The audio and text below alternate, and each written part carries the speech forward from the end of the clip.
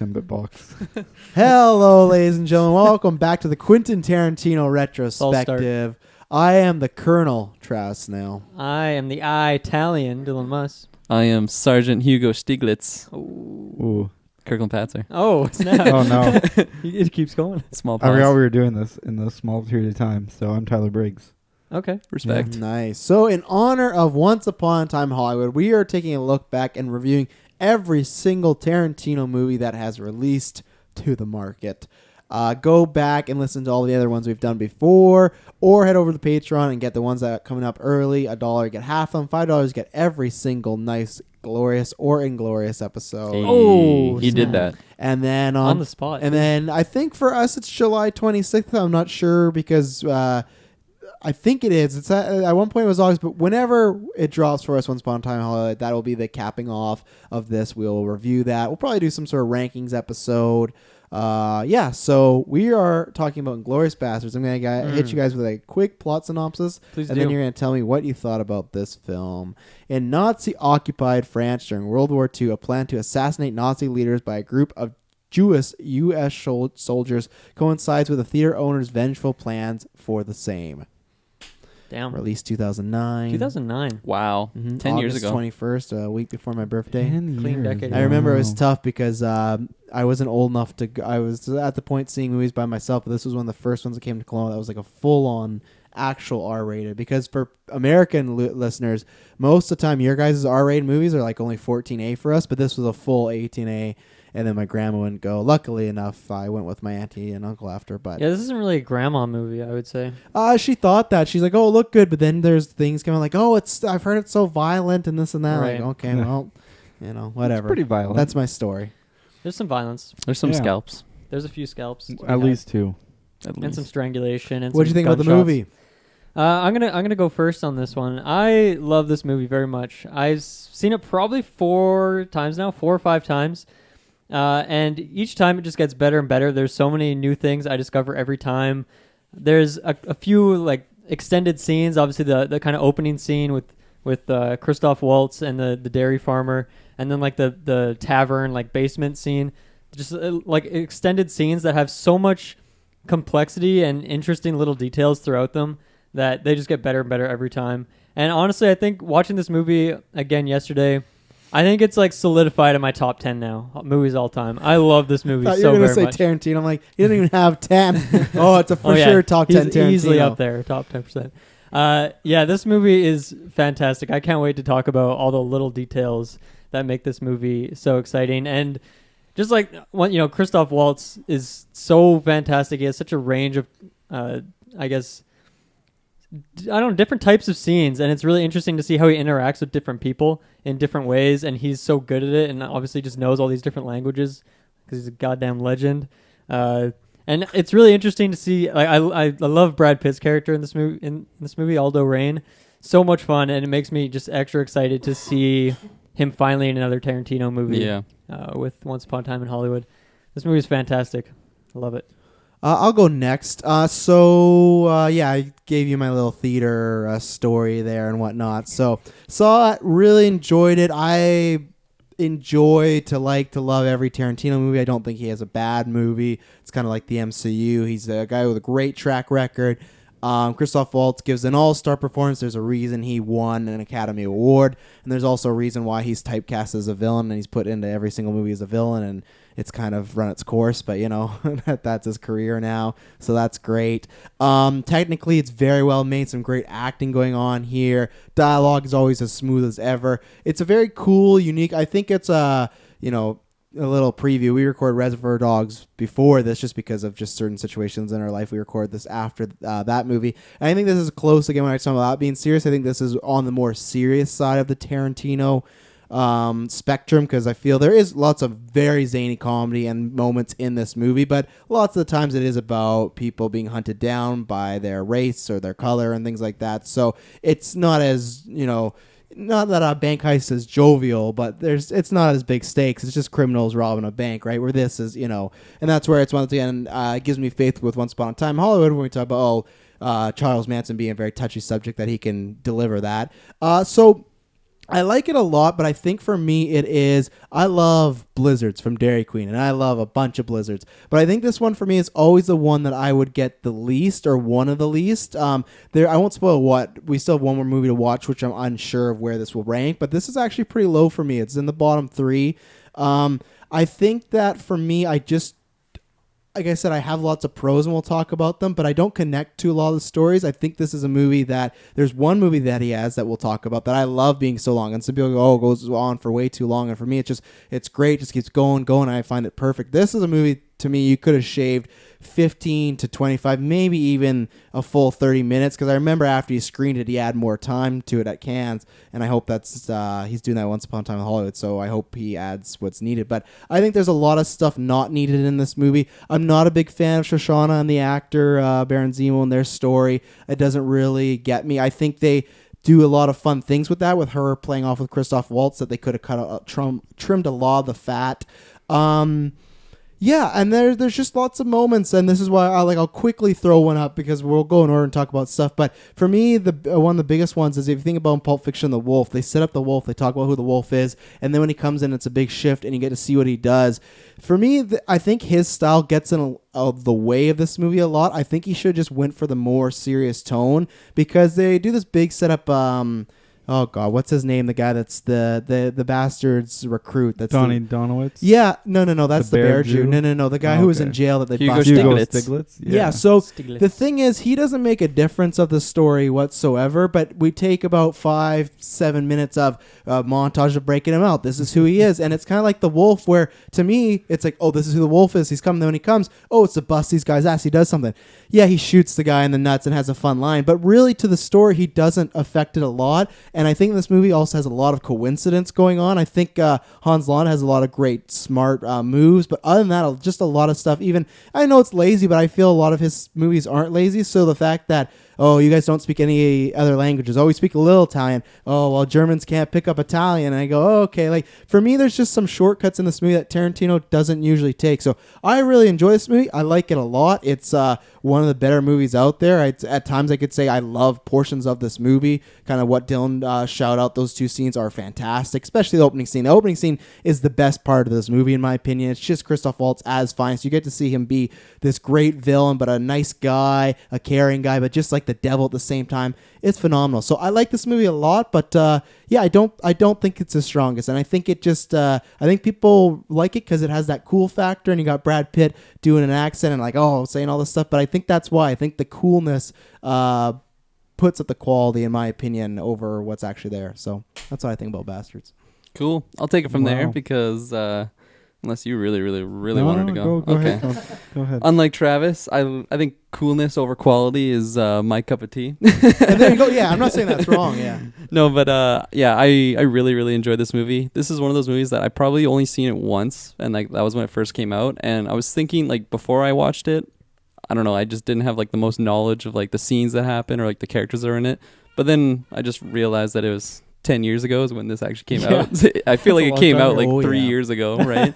So it's a long time. But no, overall, I really like this movie. A lot of just the over-the-top Tarantino moments of just the super I don't know, eccentric font when they would introduce. Yeah. I think it was Hugo Stiglitz actually. Splash screen. He's the only character they do that. Yeah, for, too. exactly. And then it is pretty funny, especially what Travis mentioned. He doesn't really do much in this entire movie, but yet they do the big font for him, and he's just they put a lot of emphasis on who he is, and then they break him out, right? And then he's just I don't know, he dies pretty easily. But it's just, for some reason, I just fell in love with that character. Just the way that they introduce him, and just his attitude is just hilarious. When Fassbender's with them all outside of the bar before they go in, and then he just goes and talks to him or whatever, and then he's he's not very loquacious, is he?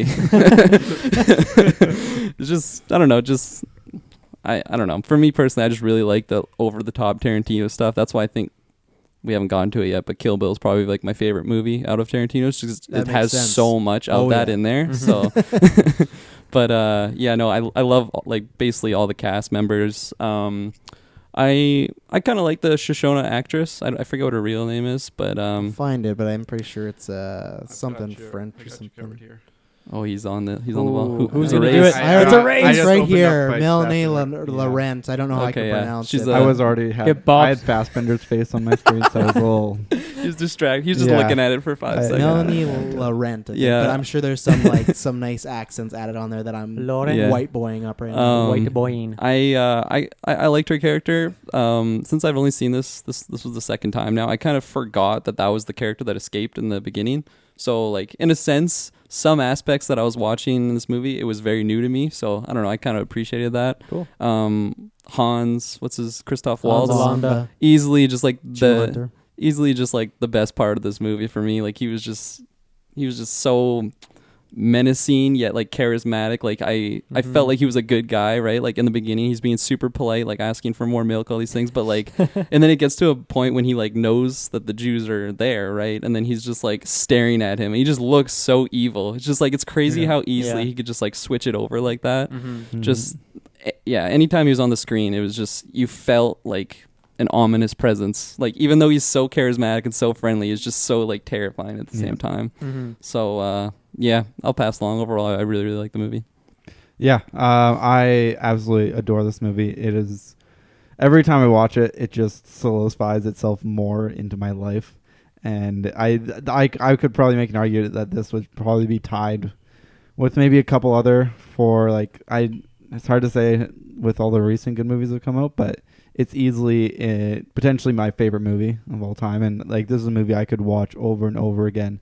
And for me, the things that stand out is, I guess for me at least, it's the pacing is just absolutely phenomenal. Like it is a very long movie, and there's a lot that it goes through, and there's a lot of long just dialogue scenes. But at no point, even on like my fifth time, at no point do any of these scenes feel like they're dragging on, or does it feel like, oh man, like this is taking a long time. I want to get to the good parts, because it's all the good part. It's just a good movie, just through and through. And every time I watch it, just the little quirks, the zany characters, the funny stuff, it makes me laugh every time. It's always so enjoyable. It's never gotten old.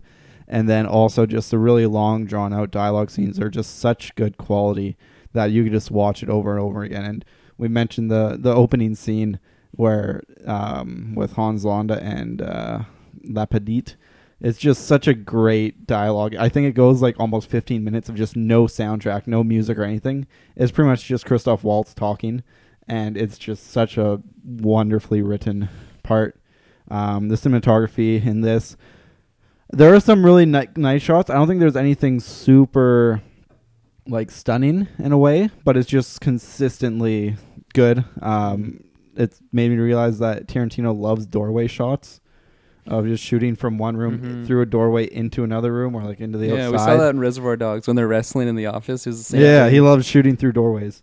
And I mean the movie, the characters, I think probably something I really enjoy about it is that it has a very serious tone, but then you have these just absolutely wacky characters that don't really fit, but they just work for some reason in this film. And we can talk about it more once we get into more detail, but just that balance of he has with like serious moments and sort of like nervous kind of a whole just non-comedy kind of film moments, and then you have these crazy moments like Hugo Stiglitz's introduction or the bear Jew coming out of the cave. And you just have these moments where it's just like all this tension is built up, and then all of a sudden it's like bam, just like comedic cut, and then it just works though. Whereas on almost any other movie, it would be like that's just very jarring and it doesn't fit, and it takes away from the kind of tense moments that we were just in. But it just works so perfectly in this film that it just works. It works real good. Yeah. Another thing I forgot to mention is like, because Tarantino's so well known for like his just long drawn out dialogue where it's just like not a lot's happening. It's just really like intense conversations. And this movie, it was an interesting seeing that when like they tackle so many different languages. So there's like 10-15 minutes sometimes you're just reading the whole time. So it's just there's a lot of, I love that he has it, like they speak in the native languages and he just throws subtitles in. Yeah, totally. And it's not like, oh, let's just make it easy for like the average American viewer who's going to see Except this, they right? have a moment like that where in the first scene it's like, all right, let's just switch to English now. No, for sure. It's kind of meta in that way. But it's really smart Go ahead. I was gonna say they explain it though in that scene because the Jews don't actually speak English, so kind of covered. But it's kind of funny how it's like for sure. It's literally been 10 minutes of just straight subtitles for the entire film, and then it's good. Yeah, that's a good point actually. Like how you ask them to switch to English. Like at first it kind of comes across as just like a comedic point because it is kind of funny, right? It's almost like a fourth wall thing. Yeah. But then you realize like I guess 10, 15 minutes later that actually is like a plot point. There's a reason why he did that, which is kind of funny. And then there is points as well. Like one example I can think of is when Shosanna's in like that diner, and then Frederick Zoller comes in and he's like talking to her, and like some other German soldier like walks in and he starts talking to him. And you like don't get any. There's no subtitles for that. Because like from her perspective, she doesn't know what he's saying. He did that a couple times. But you still know like what the purpose of it is. And then as well in the like basement bar scene as well. Like the people in the background, you don't always know what they're saying. I actually don't know if they have any really subtitles for like the other table talking about stuff other than like the very start of it. But it doesn't really matter, right? No, so it's like it's never like too much reading either, where you just have to like focus super hard. Like you can still pay attention to the cinematography stuff that's going on, even though like you have to read at the same time. Yeah, I'm glad you brought that up too, because I forgot to write down as a note. It's just like how it's not always in subtitles. It's just like certain moments, like you said when it was Shoshana in the diner. Like obviously it's from her perspective, so she's not really in the loop on what's going on because she doesn't speak German. Yeah, and even I guess kind of near the end, when the Italians show up and Christoph Waltz character just like speaks to them in Italian, you have no idea what he's saying. It's hilarious. Bueno, whatever he says.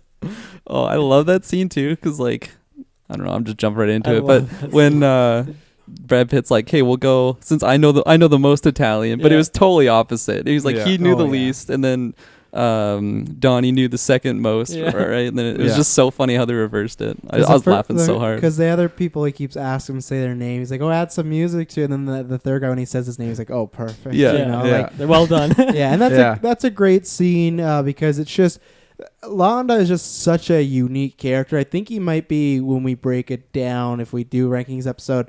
I don't know if he's my favorite character, but I think he's the most unique character that Tarantino's written, because I think if he didn't have that moment at the end where he tries to make a deal with the Jews and everything like that, he'd still be interesting. But it's just always that he knows that these people are here to wreak havoc, kill Hitler, whatever it may be. He knows they're not with him, but he's just having a good time just messing with them. And that's the thing about Landa, is he is evil and cold, but he doesn't mess with people because he does mess with people to get into their psyche, but it's also he just genuinely enjoys it. Like when he laughs about the mountain climbing joke, just because he, in my opinion, just think that's just such a lame excuse. And like this is what they're trying to pull. Such a good laugh when he just like goes into like the other group of people. It's like a belly. The room kind of quiets. And they do a good job because they make the majority, other than I'd say the major when we get to the 3 scene, most the generals, the sergeants, they're all dumb, the Nazis. They're just kind of, I think just because they've almost been winning so much, they're just not on their toes anymore. They just think they're untouchable, where Landa's not like that. All these people will buy into the Italian excuse, everything like that. They don't care. They're just relishing in their victory and all these goods they have. But Landa is always, and he knew beforehand, but even then, no one else picks it up throughout the night. No one really goes around. Even when he doesn't know things, he's always questioning people, looking into things. So very smart character, great character. And that scene just shows everything. And then you get a scene where he reminds you of how kind of jovial and Woody comes off as a kind of entertaining individual. But then in the scene 5 minutes later, he's choking out the actress. It's just cold, no jokes whatsoever, just deadpan. And he does a phenomenal job in this movie, and every scene he's in is fantastic. And my only one negative, not with him, but with that scene, is I don't like that so he finds a shoe, and obviously he finds that note from the actress, so we know going in there's that. Shoshana, right away when we meet her again, it's like, oh, this is the girl that survived the shooting. And I wrote another one here. Fassbender and the crew being spies. I wish they didn't. It feels like every reveal, and sometimes it works because sometimes I think like the Lana thing, you're in on the joke, but I feel like everything that could have been a reveal, he tells you right away, which does give a different perspective. But at the same time, when it's almost every reveal happens, that for me is a negative, because it's just anything that could be kind of fun, it's taken a little bit away because it's just happening over and over and over again. Like, oh, this could be a twist. No, we're going to show you right away. Do you mean that Hammersmark was a spy? Is that what you're saying? Yeah, with Fassbender and all that we get in, like, because that's revealed right away, right off the bat. So, and it's fun to see that one set up and that one I get, but Shoshana for me is one where I think we could have. you could have, it would have been fun for me to put that together as going on. To me, that's where you could have had that flashback of her running when she meets Landa. But I didn't think we needed that dialogue, because the thing is, when the way she looks at the beginning of the scene, she doesn't, you could not tell that's her, right? Because she's so pretty later on. So that's one for me. It's just, I feel like most of the things that are reveals to other characters are always shown to us. It's kind of like the magician showing you the trick and then does the trick. It's still a good trick, and for most of them it worked, but for me it was just almost all of them are revealed beforehand, and it just takes away from me a little bit. So, yeah. Fair enough. That's interesting. It doesn't come across that way to me, but that's Interesting perspective. I wanted to jump back to the very start, the intro scene, because there's a couple things you guys said that I think are good jumping off points. So you mentioned that at one point, Kirkland, that it kind of zooms in on his face, and he just is like, Christoph Waltz, that is. He's just looking like super fucking terrifying, right? And what I love about that is, like, obviously up to that point, he is like pretty jovial, but then obviously when you zoom in on him there, he's like making a pretty scary looking very face, straight and face, it really intimidates La Petite. But it's so interesting because that happens after like 10, 15 minutes, like where that zoom in happens. And to that point, you don't really get like a super close zoom in on his face at any point. So that's like the first time it really, you get like that close up of him. And it's like combined with that, like, I don't know, fear gaze that he has going on. I thought that was like a really effective cinematography trick. It's like the first time that you really just get like a front shot at his face so clearly, and then it just like keeps zooming in and making you feel uncomfortable. Correct me if I'm wrong too, because I feel like when that happens, like when it zooms in, obviously it's like cutting the shit, like we're getting serious now. I'm pretty sure like music was kind of building up too, like really like I think the music started building up right as he like got up and like pointed at the floor to. Oh, okay. Yeah, because, so it was after that. Yeah. Okay. It builds up a lot, and then it's very scary, very just kind of eerie, and then when they start to shoot, it gets very operatic, which I'm not a fan of. But no. I like it because then it just like ends like so drastically, and it's kind of like jarring a bit. It's like a lot of really jarring cuts, but I personally, they're like intentional. It's not like like 100%, right? And I think it works really well, and it couples well with like almost with the wackiness of the film itself, and with the change of tones that happens so quickly in these scenes. You have these like comedic scenes where we'll stick with the first opening scene with Hans Landa being very jovial and just like he's this SS Jew hunter guy, but he's still you think he just feels like a nice guy, and he's like you're having a conversation with someone at the bar, and then and then all of a sudden he's like, you realize that he knows they're there, and then he's like, can I smoke? And then he pulls out this absolutely wild pipe, and it goes from like kind of regular dialogue conversation into super serious, and then there's like this like comedic sort of, it relieves the tension for a second. And then he immediately gets up and like he points at them. Then the music starts building, and then they just murder this whole family. And you see this girl running with like blood covered in blood and whatnot. And it's and then you have blood like covered in blood. and then it goes to this scene of him like going to make that shot with the pistol, and it gets really like tense again. And then he's just like, nope, I can't make that shot. And then it just cuts from there, and it's. Very much like it's really wild, kind of the tone it goes, but it just, for me at least, it fits really well. Yeah, you mentioned there the hash pipe. He brings that out, kind of the classic one up, and that's like a great thing that we see from the character that he does like in future scenes as well. Obviously, when he asks for the milk in the first place, and then later in the restaurant, he like he orders that milk for Shosanna. He does that a lot, where he will like get a character to either say something or do something for him that just really puts him in control. Like when he orders that milk for her, or when he gets Hammersmark to reach into his coat, to get the shoe and give it to him. When he asks La Petite to say who he is, like, you know who I am, say it. Just to let me hear it. The way he establishes authority. It's so well done. It's so smart, like the way that's written into the script to make it feel like something.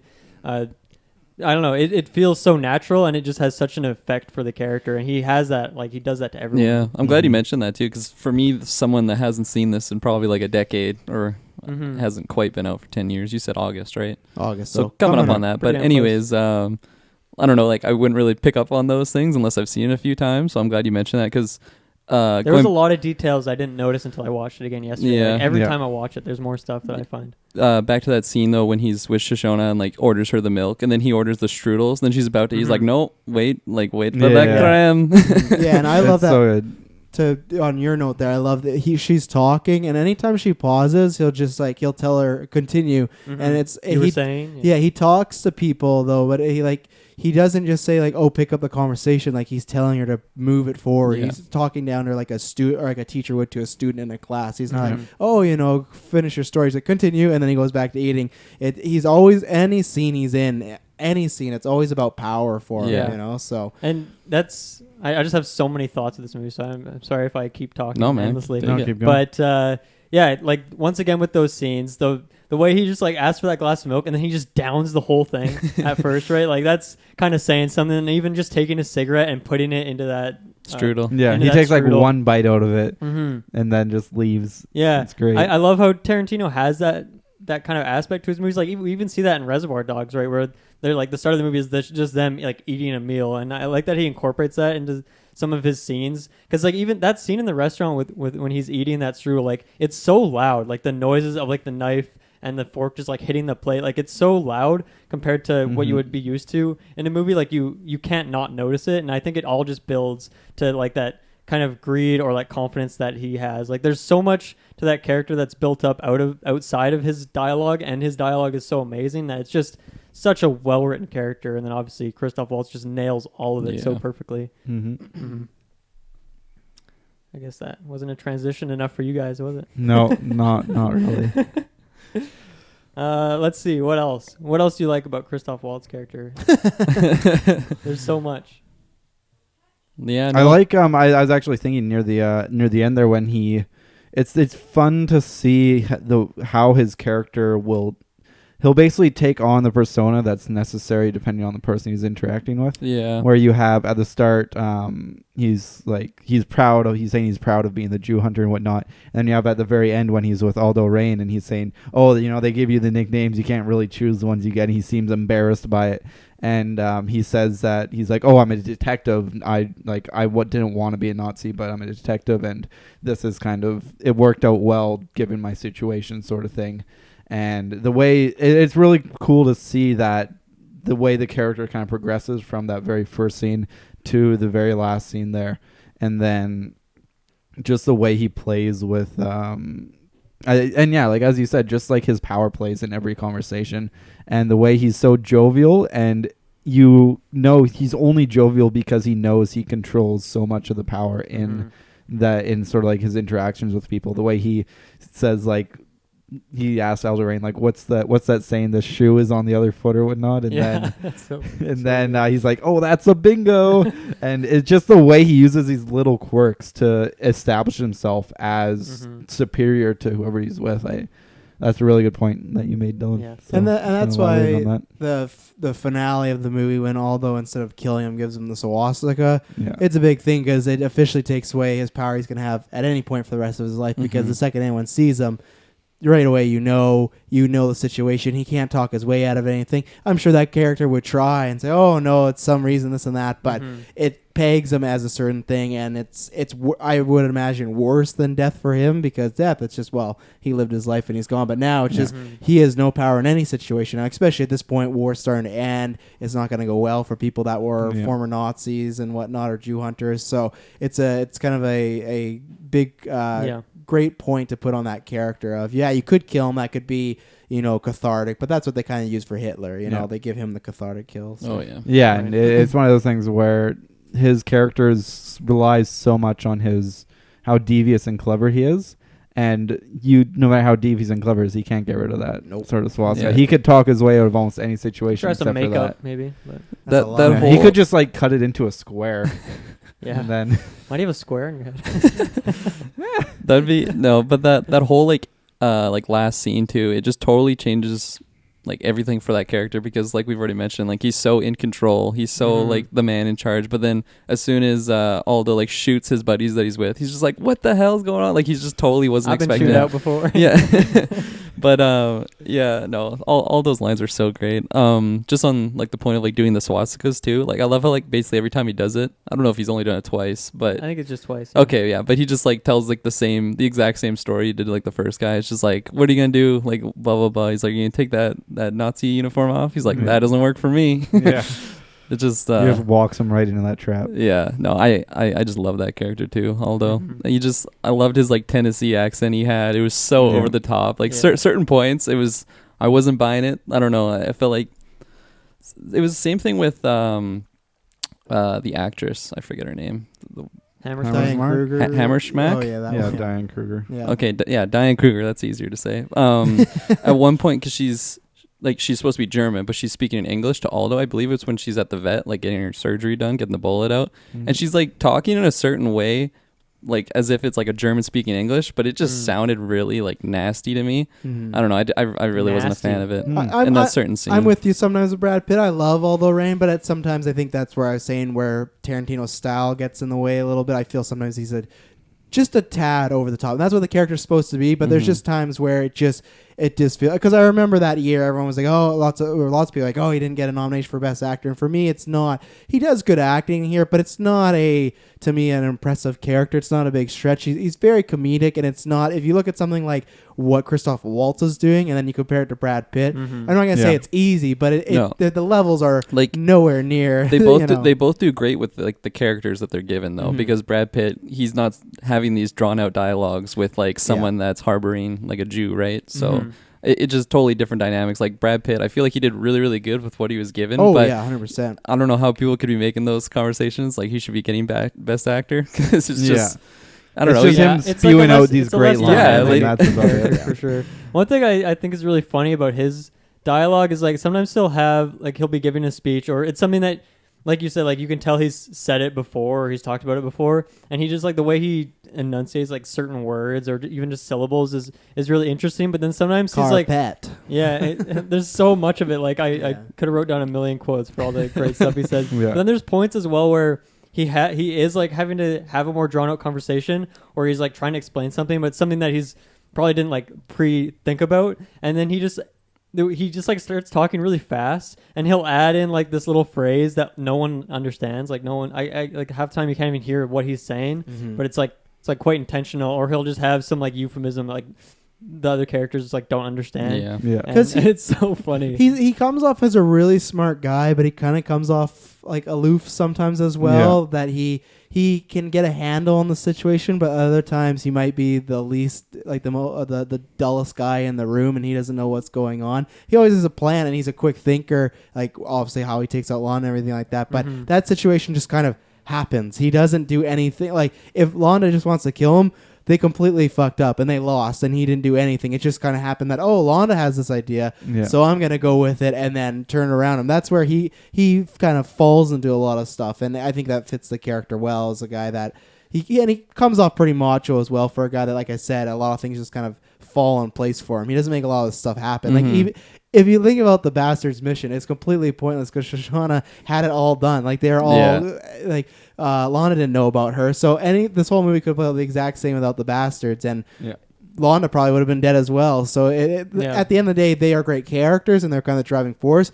But really, to me, they are just kind of meatheads that are just there to. That's what they say. They kill Nazis, and that's the thing. I mean, their bombs still were effective at tearing. Well, but they're all gonna die from that. Yeah, fire. Not necessarily. But, not necessarily, because like Hitler's booth, like that door wasn't locked. Yeah, there was guards outside. They would have just easily got him out of the building. Maybe. There's a point. There's a point there, but they did lock all these doors, so I don't know. They only what locked happened. like the front doors. They locked the basement ones, but I don't. And it's true. So Hitler dies, but they killed the Nazis. They killed most of them. Like these bombs, and even then the bombs didn't kill Hitler. Those that machine gun to the face killed Hitler. Oh, that was such a great scene. Yeah. I mean, I agree to a point that like that's kind of, I guess like the funny part is they're going on this like big epic adventure and even risking their own lives when maybe they didn't need to, but. I feel like with, I don't know, just the fact that the fire starts like away from everyone else and then takes a while to get to them. Like I feel like a lot of them would have survived had it not been for the bombs that were there, especially with where Landa put the third bomb that he confiscated, like right in the back there. Mm-hmm. It probably got a good amount of Nazis. Also, he's the one that mentioned like there was the 4. I forget all their names, but like the Nazi generals, or whatever. Like you have to kill all 4 to end the war. Herman, like, so Goebbels, Hitler, and that other dude. Yeah, the other dude. Yeah, and they it's like- kind of, it's funny that they have like, I think it's Goring. They don't have like a full splash screen like Stiglitz, but they have like the name like kind of highlighted pointing at them, which I thought was pretty funny. It's a fun little tasteful thing to put in there. Yeah. No, it's good. I'm completely on the other page for the point of Aldo Rain's character. I think I love that it's a completely unnecessary plot. Oh yeah, I'm not saying that's a bad thing. Yeah, I just think that's kind of like what Tarantino does. Like none of it really. Sure, it's obviously in the end it's like, oh, you're taking down the Nazis in this alternate sort of history film, but at the end of the day, like a lot of these things, just kind of like Reservoir Dogs, it just doesn't really matter. Mm-hmm. There's no big there's like a big overarching kind of thing, but a lot of it, it's just for the fun of the viewer to experience these wacky characters and get in these crazy situations, and I absolutely love it. And Aldo Rain is probably one of my favorite characters of all time, just because almost everything he says can be quoted, and it's great. Yeah. Well, that's the thing, right? Like Tarantino is just so good at creating characters through the dialogue, but even just things like the Hugo Stids, it's like the splash screen, and then just kind of them talking about how badass he is, like Donnie Donowitz, like Hugo Stiglitz, like these are more memorable characters than some entire movies can do with like a full like dynamic character. Like they're more memorable, they're more, and there's tons thrown in. So they're everywhere, and that's why I think this movie shines, is just like so many characters in here, and most of them just die like randomly. The only ones that survive are pretty much Aldo Rain and Landa, and that's fine. Like these characters are at least fun for like the time that they're on screen. And I mean, I'm okay with like pointless storylines. I mean, Big Lebowski is one of my favorite movies ever, and that's the same sort of thing where most of it doesn't really matter, but it kind of fits into the full movie anyway, right? Yeah. I love with Hugo Stiglitz, I don't know if you guys noticed, but it actually like the frame when the name comes out is actually different from the frame that it right before it shows the name. So if you watch Hugo's head, it like just like jumps a little bit when it like the whole name comes out. It's just like a little discrepancy, but it's like you're watching his head, it's like over here, and then just like all of a sudden the next frame is like it's just over on the side. And I imagine that was probably intentional. Really? I can see it being intentional. That sounds like a mistake to me. Sounds like a mistake. I could see that. I don't know. And the reason I think it could be a mistake is because I actually discovered one yesterday for the first time.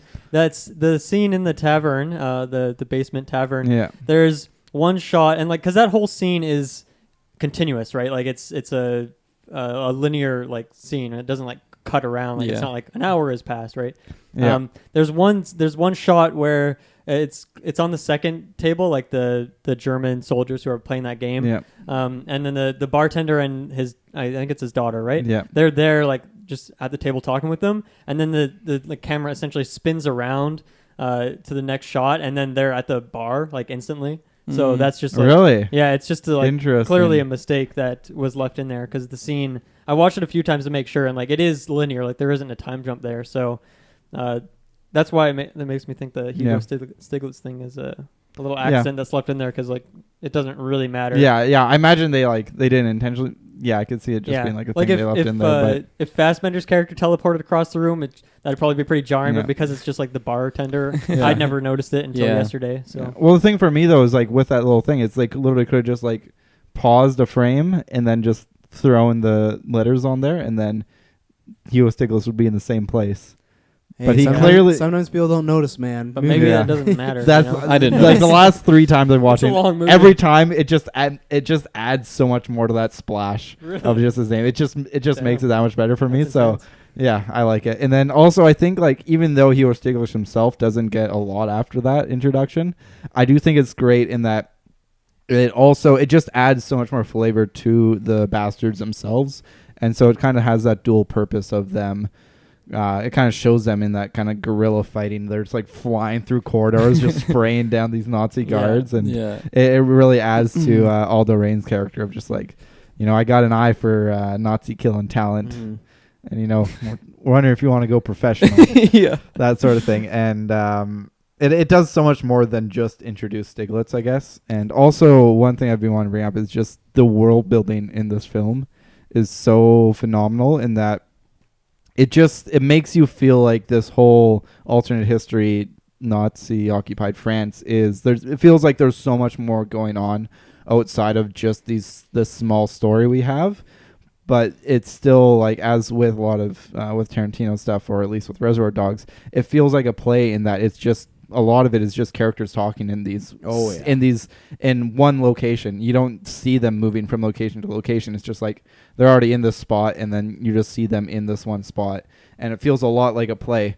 And despite this, you get so many little dialogue parts, or just little shots of making it feel like there's just huge world going on or outside around them.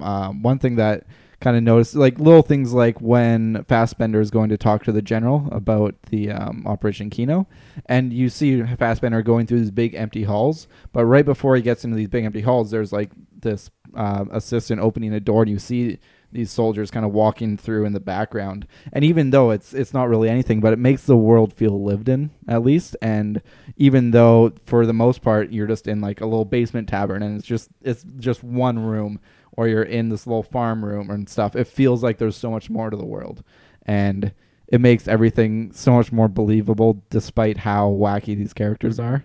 That's a great point, and it's funny. I just mentioned it was like an editing mistake, but in that tavern scene, like the other table with the other people just playing the game, or just the barkeeper in the background, like I don't know, I was paying attention a lot to like that character in particular, just in the background of that scene. Yep. And you can tell that he's like really intently like focusing on their conversation, and obviously there's a cut later behind the bar, and he's like has his hand like on the shotgun. Yep. But the whole scene, like he's intentionally there and like paying attention. Yep. And that's just like the case for Tarantino in general, right? Like all the characters in the scene, whether or not they're important or not, or whether or not they have a name, they're doing something. They have a purpose. For yeah, being there, like they're doing something with their hands, or they're like talking about something. And yeah, you're right. Like it totally makes the world feel lived in, and that's why that tavern scene is so good, because there's a lot of dynamics that are going on. And I love the section when like the general no, this is before the drunk guy like sits down at their table and he's talking to them, and then he like questions his accent. And then Stiglitz kind of goes off, and he's like, "You're responsible for him." And when that scene happens, and like the camera turns to Stiglitz like looking at the table, the camera just starts like backing up, and then it backs like into the other like side hatch where the general was chilling, and it's like this perfect transition from like you didn't really know this. Well, you probably assumed it was part of the tavern, but you didn't know anyone was there. Like the camera just slowly pans back to it, and then it would essentially like cut left to where he is, and then he walks out and like touches he like removes the needle off the record and like walks into the scene. Yeah, it's just so expert. Like that whole scene, the cinematography is so amazing. The way it shifts around, it's amazing. Yeah, I love that you brought up the record there, because the whole time there's no music in the scene, but because everyone's being so loud and talking, you don't hear the record player. That is just like the needle. Well, you hear music at the beginning of the scene, but then it eventually stops. But you don't really notice it because there's other stuff going on. I can't remember the exact moment when it stops, but then. Yeah, it's a perfect transition. It's not like he's just like stopping the music from playing. It's straight up, you only notice that the music stopped playing because everything just goes silent all of a sudden, and then there's like that kind of like scratching sound or and then it's just really cool, and then he lifts it up, and then it's just complete dead silence. Just little things like that Tarantino throws in just make it so much. Just the little nuances, and it just makes it feel so alive. Yeah, it's a great build up, that moment, and it always reminds me of when I was like back in school, and if you do something while the teacher was out of room, or you thought they're out of room, and then you just look and they're there, and that's it. Because and that's the case where I think the reveal works of us knowing them spies, because you just know it's in not a pending doom in a sense, but kind of close to it. It could be, and that's why I like his kind of slow stride out there, takes his time to get out there, and I like, and that's my only con in this scene is I can buy when the guy calls Fassbender out for his accent, he kind of very quickly, which shout to Michael Fassbender, man crush, great. This is actually when I first saw him. I never saw. Really? Wow. Yeah. This is not when I fell in love with him. That's the X-Men retro. Check out First Class. But so I can buy when he calls him out on the accent, and he kind of tries to puff his chest, be like, your place, everything like that. But for me, the moment I don't like, so that happens, and that's when the major comes out, and he's kind of questioning. He's like, yeah, your accent does sound a little funny. So that goes on, and then they start playing the card game again. And then Fassbender, for me, the character that was set up to him talking to Mike Myers, to the character he was talking to Brad Pitt, because the character, he's the only one. They're all, of course, like, why the hell did they pick a basement? Like, it's a great little back and forth, like, oh, it's a tavern. Yeah, but it's a tavern in a basement. Like, but the thing is, he keeps reassuring them and talking about how we just got to play it cool. It's all fine. And even at one moment, someone comes over. He even tells all the guys, like, just drink, because they want to go at one point. And she goes, why would we go? You just got here and you didn't drink it. Look a little suspicious. And he goes, oh, just enjoy your whiskey. So for me at that point, the character is completely built to be very cool-headed and, to me, calm and collected. And I just don't buy him doing that move with the major. And he's like, oh, we've been here. We haven't talked. So could you just please leave us alone?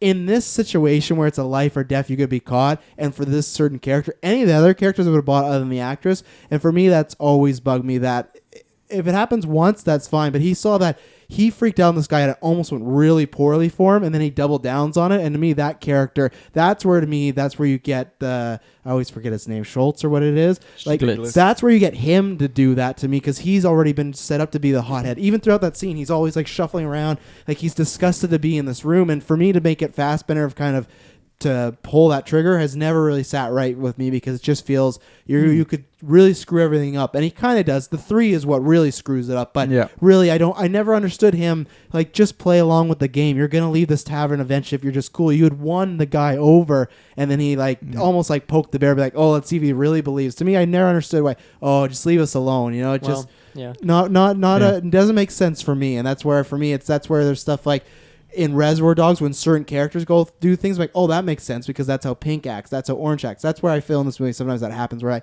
I don't think this character would act that way, and it feels like just to get more tension in the scene, like, oh, let's make him say something. When you have a character right beside him who is like he's a smart guy. He's, you know, like he's what would it be? I've lost the word, but I don't know. I've lost the word, but I just felt that the execution of that scene left me a little bit to be desired ever since I've seen that. So I wanted to shout that out. Where the rest of the scene, I love. It's great, intense. The build up, the Mexican standoff is great. All the dialogue's fantastic. But that thing's just always irked me a little bit.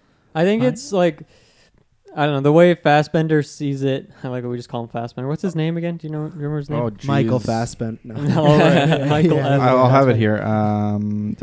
Lieutenant Archie Hickox. Right. I don't know. I don't even know if that's said in the movie. They say Archie once, but they don't. It's just like in an offhand. It feels weird kind of like with a Kyle. He doesn't look like an Archie. Kind of like with a Kyle and Brightburn. They just say Archie.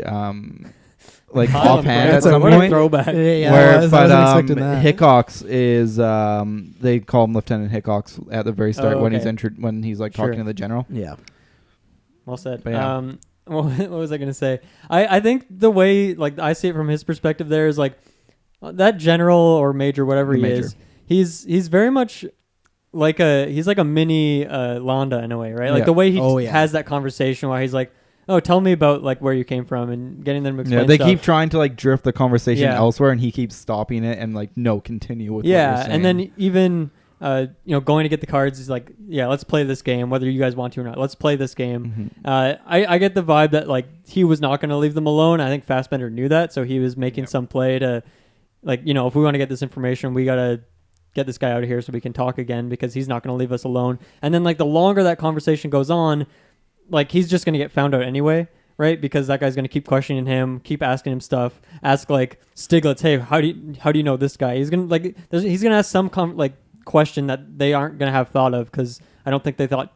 Well, they didn't think they were going to have any resistance in that bar in the first place, right? Maybe. I don't buy that, because he's not like Landa, who figures out the Jews are in the basement just by himself and assessing the situation. It's because Michael Fassbender screws up with the 3, right? And to me at that point... Well, he also screwed up with the accent. I think like there's... He did. I think it's a number of things. He buys that. And then... You don't know if he buys I don't that. think you don't know that he'd figure it out. I don't think that the major buys the accent thing, though. I think the major has a very strong suspicion, and the 3 is what finally kind of solidified his assessment. I also feel like the major set him up, because he ordered, I forget like how he got down to like only 3 beers or 3 whiskeys. Because she didn't want one. Yeah, but he knew she wasn't gonna. Yeah. order one. Yeah, So true. so then So that's he what- kind of walked him into a trap. I there, feel yeah. like he walked him into the 3 thing. Yeah, I That- could see that being a thing. Yeah. And then also, I mean, I think the Like, way that guy was that major. I figured he was pretty smart. I got Yeah. that vibe. and also just the fact that like Fassbender, for me at least, the way I interpret it is, Fassbender didn't have an excuse for his accent wise, and I'm pretty sure him and Hammersmark came up with that excuse with the Pispaloo and the movie because he knows movies. So I get the feeling that they were kind of taken off guard there, and so they came up with the one excuse, but he didn't want to have to keep coming up with these excuses on the spot because eventually it'd be pretty obvious. So he is trying to make that play where it's like it's kind of all or nothing. It's like I'm gonna get found out eventually if we keep talking, so I need to make a play, try and get him out of here, and if that doesn't work, well, it doesn't matter because we're probably gonna get figured out anyways. Yeah, and that's where I just don't like that we had just already initially seen him try and make that play and it backfired because him being, if he would have not spoken up to Maximilian and Max kind of calls him out. Max is his son's Maximilian's dad, sorry. Yeah, Wilhelm. Yeah, like Wilhelm. he speaks up, but he could have kind of quiet that situation a bit more and talk about. So for me, him getting Yeah. mad at that guy is what brought the major over. So for him to Yeah. again get mad at him, it goes, well, that didn't work. That's why I wish the pacing of that wasn't that way because it's not like this. I could buy the Hail Mary thing, like, oh, we've tried everything. We've tried to be really nice. We've tried these lies. If the Yeah. major was already around, which we don't get that cool tracking shot, but I still feel like there's a way to get that where to me it is a Hail Mary, but it didn't work the first time. So for me, it's not a Hail Mary because you just know you've failed at that point already. So that's the thing, and that's why he has the gun on him. But Yeah. I just don't buy that he would do that out of all the characters Yeah. there. So With him speaking up with the other guy, I feel like that's kind of how like a higher up Nazi figure The would say officer it down would. Yeah, to for- a foot Yeah. soldier. So yeah, I don't know. I bought So- that part. Yeah. I agree with you when he was pushing it. I was on my couch. I was like, oh no, don't do that. Like I know how this ends, but Yeah. like no. But like I see your point, but I love the detail that it's the 3 that gives him away. It's fun because you don't actually, as the viewer, like the first time at least, you don't know like what gives it away until like probably 10-15 minutes later. But it is smart. It's a fun solution, and I think it's cool to like watch back now that I know that that's what happens in that scene, and you can just see as soon as he sees it, like the look yeah. It on shoots the to the major's major's face, and you see him like he's like he just changes. that's also in why that moment. that's also Yep. why I think that he set him up for it because as soon as he lifts up his hands, he's like looking for what he's I going never to do. thought about right? him setting up, but I think you are right. I gotta Yeah. watch Yeah. that again. Yeah. Yeah. Yeah, and I think I know I was gonna bring that up if you didn't there, but that's one of those things that makes this movie so great. Is there's things that are almost designed to be enjoyed on the second watch through. Oh yeah. And you don't really pick up on it until like it's impossible to really pick up on these things until you see it for the second time, unless you're some walking encyclopedia. I also have to add, I had to look up because I thought this was another Mickelson brother. It's not, but he looks a lot like Mads because there's Lars, the major. Yeah, I can see it. So I was like, oh, he must be, but he's not. Kinda, yeah. He's not. That's the guy that goes and picks up Shona, right? Or Shoshona? Yeah. When he's Okay, like, that's what I when thought. they strong armor and like, Yeah. we'll kick your ass in there and everything like that. And, oh, you got my invitation. It's like, Yeah. oh, God. Just quickly going back to the bar scene or the tavern. In the basement. One of my great Hugo Stiglitz moments. It's also just one of those like super tacky like Tarantino, almost like Kill Bill vibes, but it just goes to him. It's like it's almost like heavy metal music starts playing or something, and he like gets a flashback of something of getting whipped. Oh Yeah. I don't know how that has like anything to do with anything about this movie, but I was just like laughing. I think so it's just like to show that he's just like losing his shit because there's now a Gestapo officer and he specifically was murdering Gestapo Right. officers. Yeah, and he has to like So- sit and be nice with them Yeah. and talk and And, chat them like- up. So it's like it's the worst situation. And when And he already doesn't smile once in this movie. Yeah. And the Gestapo he goes and like pats on his shoulder Right. to move him over to the next Oh, chair. yeah. And he's just like Power He's play. ready to so snap, man, he's losing it right there. no, that's And easily then one of my I favorite love how movies. on top of that when the shooting starts, there's just like a quick half second cut of Stiglitz just over the Gestapo, just like stabbing him with a Oh, knife. yeah. And it's just like half a second, but it's so good that it's There's that's a the huge thing. gunfight, like gun. Mhm. Gun.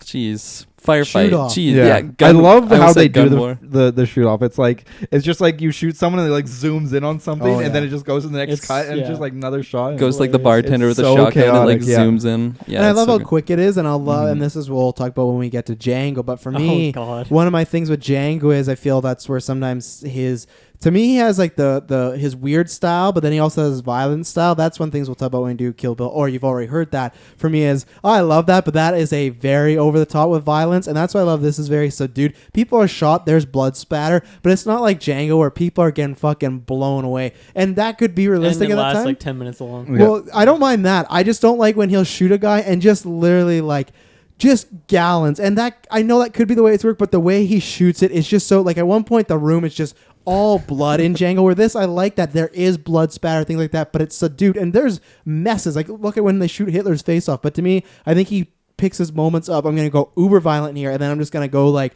kind of war movie violent, and I like Yeah. that. Where for me, Django, one of my favorite movies. For me, it's like goes a little over the top sometimes. Jamie Foxx just has like a fucking like I don't know, just a bazooka and a handgun, and he's Yeah. blowing people away. But it's That okay. scene really bothered me the first time, so I'm curious how that's gonna hit me because Yeah. I've only seen Django once. So. Yeah, so I'll shout that I really like the shootout, that how quick it is, and just the action of it, and all the violence feels very raw. Obviously, like we have the scalpings, but just the zoom ins on that, even just the little stuff of her having a bullet in her wound, and they zoom that, really emphasize that. Aldo putting his finger in there, so I like all the violence they do. They do it well. He and the team does it very well. So And then like the brutality stuff that goes on, like when Donnie Donowitz, like when he's just beating the shit out of that one Oh, officer yeah. with the baseball bat, like the way they do the shot, it's like zoomed out, so it's not just like zoomed in. Yeah. You're watching this Yeah. guy's brains get smashed out. It's just like kind of like an aerial shot, kind of panning it around.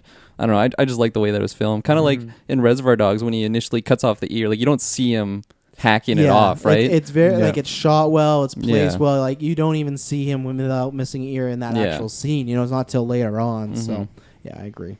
Yeah, that's funny actually because the first time that Aldo Rain puts the swastika like in that guy's head, you don't see any of that. Yeah. But then at the end of the movie to it's- Landa, it's Oh, like yeah. fully graphic. It's kind of Yeah. funny how they do that. Mm-hmm. Yeah, it's really I like how they do it because it's like a World War II movie, but it's so little focus on the actual violence that happens. Like all the violence is very quick and very just like get it done with because it's not the focus of what he's trying to accomplish. The focus is on the build up to the violence, what causes it, Yeah. and kind of the aftermath of it. Kind of like with Right. the heist, I guess, where it's the heist itself isn't the It's focus of it. It's but a movie in a war, but it's not a war movie. Yeah, definitely. Other than I'd say the last 5 minutes when people are burning and like I said, Hitler's face is just yeah. pasta at one Mhm. point. It's gone. Yeah. Yeah, Something but they else. save it for the end. Same thing with Lon again, the swastika. They save it for the end. If you saw that the first time, then saw it again, it's like, oh, it's still brutal, but it loses its effect. It's almost identical to the ear, where you see it cut off, but you don't see it, and they save that reveal for later on. Yeah. And it's fitting that Lon gets the actual. But even the people that get shot at the beginning of the movie, the family, you don't see that. It's just the baseboards. Yeah. True. You see the aftermath of her being covered in blood, but it's not emphasized there. So I think it's actually, for a war movie, it's probably one of his least violent ones because Yeah. Kill Bill 1 and 2 are a massacre. Django is, Hateful Eight's pretty, if I recall, is pretty minor, but when they get violent. Well, you don't have you don't have hundreds when of they get people. Yeah. violent, it's Yeah. pretty Yeah, violent. exactly. But yeah, great good stuff. I just quickly wanted to mention on Stiglitz again. Always got to bring You back. love Yeah, this the guy. I always got to bring him up. But easily one of my favorite characters in this whole movie. And like the interesting thing with that character is, like we've already mentioned that like he doesn't really have a big role in this, but like he puts a lot of emphasis on this character, like the big bold eccentric letters. They do like the backstory when they're in the bar, and then like it just goes like that heavy music, and then it's like him getting whipped. Like for me, the reason why I just love that character so much is because like he doesn't have a big role necessarily like for him, but the way Tarantino like almost gives him like a backstory and like almost fleshes him out in like a unique way that we don't really like see the character do it. It's just like kind of a backstory on And none of the other who bastards he get is. that. yeah, none of the other Yeah. bastards get that. And like Donnie Donowitz, like I feel like most people might think he's even like more interesting of a character than Hugo Stiglitz, but like he doesn't get the emphasis brought on to him like as much as Stiglitz does. And I don't know, I just thought it was really unique that he can actually like flesh out a character. Like I don't know how deep he fleshes him out, but like he fleshes him out He's enough a that memorable like character. yeah, exactly. And like if he didn't do, I don't know, the backstory scene, the big bold eccentric letters, it would just be like total flat character. Like what's he even around for? He's just kind of scary. He's not very loquacious. Yeah. But I don't know. I just thought it was interesting the way that he can like give detail to a character without actually like seeing it from the character itself. Yeah. So I really appreciate that. Yeah, And I just love his sometimes- name. I feel like Tarantino often starts with just like a funny name. He just has like a funny name that he can like just 2 words put together that he like just chuckles when he hears it. He just enjoys and he's it. like, I'm gonna make this into a character. What can they do in this Well, story? Like when Aldo first like introduces him, I'm pretty sure, again, correct me if I'm wrong, but like he's talking to the officer. He's like, "Have you ever heard of the name Hugo Stiglitz?" And then it like goes to like intense music or whatever. Yeah, exactly. Yeah. I just And love. Sam Jackson comes in with the narration for it too. It's just I love when he like Great. gives backstory, like Sam Jackson. Mhm. Because he does it for Stiglitz and he does it for the film. yeah, for the being, film. Yeah. Flammable. Yeah. yeah. Classic Sam Jackson. Oh, yeah, we talked about Fassbender mostly. The one thing I wanted to say is that intro or the intro scene for him when he goes into you were talking about like that building and with Mike Myers' character. I just love how big that room is. Like there's Yeah. there's like a 3 people. piano. There's no reason There's for like The a that. piano and like this tiny bar globe. yeah, this tiny amazing. And Winston bar globe. I wanna get Churchill one of sitting in the those. corner. Yeah. Yeah, Is that who that was supposed to be? Yeah, Oh, yeah, okay. I just love how massive that room is. That's all I had to say. I but love it just too. He think it's comes in. hilarious. You want a drink? Yeah, I'll have blah blah blah whatever. He's like, all right, be a good lad and fidget yourself. Yeah, because It's in the- it's it's in funny the too. globe. You don't like know it's Mike Myers at first, or at least I don't, until like it zooms in on Yeah. him, and it's like, oh yeah, it's my man. It's funny too because when he first tells him to get a drink, I didn't really like hear. I didn't fully hear what he said, so I thought he like had to go to like some basement to like find some alcohol or whatever. So like I don't know. For me, it was funny Yeah. initially, and then he just goes like 2 feet and gets the globe. I had a couple more notes on the restaurant scene actually, so I'm gonna go back there. Yeah, for a minute. totally. Double back. One is when Landa enters the scene.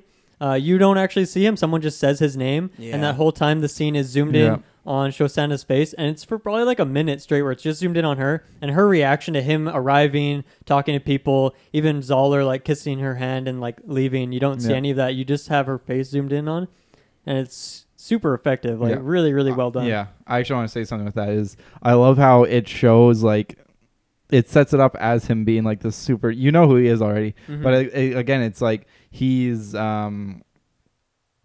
it's just like his. You just see his body Yeah. basically, and then you have his interaction with Zoller, where Zoller's like trying to be like, oh, like he's influential with Goebbels. Mhm. He's trying to put his charm on Hans Landa, and then Hans Landa just has none of it, shuts Yeah. him down completely. Controls it. And it feels like it's such an intimidating presence. And then when he finally sits down, it's just him smiling, just chilling there. And it's just like, you feel like he's going to be like this huge, like he's going to change since the last time you saw him. Yeah. Because he doesn't show up for like 2 whole chapters before that. Yeah, I guess so. Hey. Like it's a So you long get the time since you Bastards actually, and then- you get the Bastards, and then you get like a huge part of Shosanna's intro before Mhm. that scene happens. So it feels like, oh, maybe he looks different. Maybe he's more intimidating this time. He sits down. It's just same old Christoph Waltz, just smiling, having a good time. Yeah. And it's a really, I just love those little changes of tone. Like I guess the what's the word for it? Just putting something that you're not expecting. Unexpected. Yeah, Ironic. sure. He just does these little unexpected twists that just fit so well, Mhm. and it does a great job of like it's somehow like it's a bit of a tension reliever with like he does it with comedic to comedic effect a lot, but it also just like it just also adds so much to the character himself, Mhm. and Such a full character. Mm-hmm. The 2 other details I like about that scene is at one point it's interesting introducing Goebbels and like his translator, and then there's like this very quick cut of them having sex and him just making like these disgusting noises. Yeah. It's like the same as like the Stiglitz thing where it's like literally like 4 seconds maximum, but it's so funny. And then the thing I didn't notice until yesterday is that there's just a dog sitting at the table with them. And I just think that's like a funny detail, and I'm sure I noticed it before, but I didn't remember it, and I just thought it was kind of funny. Yeah. And the dog's just like sitting there very postured and like Eloquently, mannered. yeah. It's pretty funny. No, yeah, I love when that quick like sex scene. She's just making some like weird, yeah, just some weird screeches. Yeah. Yeah, no, that was great. It's really good, and it's sort of like what Shosanna would see when she sees this other French person who's just sucking up to the Nazis, and she obviously doesn't like the Nazis, so it's like, Obviously. yeah, that's what's happening. And then, yeah, it's good stuff. And I don't know, for me at least, one of those quick cuts and sort of change of pace are what make the movie for me at least. I think probably the one that stands out to me the most is when we're in the theater scene with Shosanna and Private Zoller, and it just has the moment where they both shoot each other, and then you've got this big operatic kind of climactic music going on, and they're both dead, and it's like a slow zoom out of them bleeding on the floor, and then it's just quick cut, and it's like, I'm gonna kill that guy. You got 30 feet to kill that guy. Can you do it? And then it's like, I have to. And it just cuts into that scene instantly. Just like no, like just there's nothing in between. It's just instantly cuts to that guy, and it's bam, all of a sudden lighthearted again. And that's probably the one that stands out to me the most. But there's so many moments like that. There's slow mo on that too, and he's like making Oh that my lunge. goodness, I love that. And then there's like that slow mo, and then he hits the guy, and then bam, just instantly stops the slow mo, and it's just like back to business. And he does so many little things that, like, I want to call it like Tarantino-isms almost, because like he does it so well. And also, like, another one that comes to mind is when they first they're introducing the Bear Jew as a thing, and there's like this huge intimidating figure, and you don't know which of the bastards it is at this point. And then you have Aldo Rain. You hear like the bat knocking against the thing, and then Aldo Rain's like, you hear that, and then at this point you've heard him described as like a golem, right? Yeah. So he's just like in this darkened room. And then all of a sudden Aldo Rain's just like, he's just like, this Nazi wants to like die for his country, oblige him. Or no, he calls out to Donnie Donowitz, and Donnie Donowitz like, yeah, just from the darkness, he just like responds like super casual voice, his like voice very is, like, pretty funny. Yeah, it's just so absurd. And then he immediately just goes back. It's like still in the darkness. He just starts hitting the. It's so the drawn wall out again, too. and, it's great. Yeah, that scene's fantastic. I love how just like over the top he is too, and he's like, you mentioned this as we were watching it yesterday. Like after he knocks the guy out, he's just like, who? I don't even know what the fuck he's talking. He's talking about like baseball or something. Yeah. He's like making some references. He's making a And there's no like, music, popping and there's off. no like. You can tell he's just like high on adrenaline. Yeah, So I funny. love that moment because like it's so. It feels like even the rest of the bastards watching are kind of like, that scene feels like a bit much. Like it feels like it's over the top, and it's like almost intentionally it just doesn't fit, and it feels poorly written, and he's just going wild on it. Like there's no like nuance to the way he delivers those lines. He's just yelling those lines. Well, that's just like the character he is, because even there's that scene before they go into the tavern and they're up in like that like whatever room, they're kind of just surveying the area, and they're just having some conversation between like Fassbender's character and Landa, or sorry, not Landa, Aldo Rain. And then at one point he just like has a line. You don't even know he's in that scene. He's just like on the bed sitting. Yeah. I can't remember what the line is, but it's just like it's really out of place, and like his voice being just like really kind of more high pitched and kind of more comical. Just like it's such a nice little detail in there. And I mean that's kind of what the character is. Like even that scene, right, where you're mentioning where like you have 30 feet, like that's just kind of the comedy that particular character has. And it's such a great combination on top of everything else. It makes him feel unique. And he's like a character like Stiglitz, who doesn't really have a ton of like, in a traditional sense, doesn't have like a ton of development, but is still like very memorable to me. Yeah. Like I love Donnie Donowitz. Antonio Margaret. So good. Someone we haven't talked about yet is like the usage of like the Hitler character. I actually like really enjoyed how like comical they made him. I don't know, like there's a lot of scenes where he's just freaking out. Like at first when they're talking about the Bear Jew, and he's just like he's like freaking out, and I don't know. The first shot of him is just nine. They just make him seem good. like some child, right? It's just I don't know. I just really appreciated the usage that they had for him, because especially even like some other officers are talking about like, well, no one actually thinks he's a golem, and Hitler's like thinks he's like some supernatural being. He just assumes that. It's so funny too. And then when the Nazi that Aldo like puts the swastika in or whatever, and he's like talking to Hitler, and he's like, so how did they sorry, what does he say? He's like, so why'd they let you go or whatever? He's like, oh, they just let me go, or like, oh no, sorry, I got that It was wrong. to spread like It's to spread the word or whatever. Then Yeah. Hitler's like, no, you won't tell anyone this. Blah blah blah. Yeah, blah. yeah, yeah. Like, he's just like freaking out, but he totally like just thinks these bastards are just like mythical creatures, right? yeah.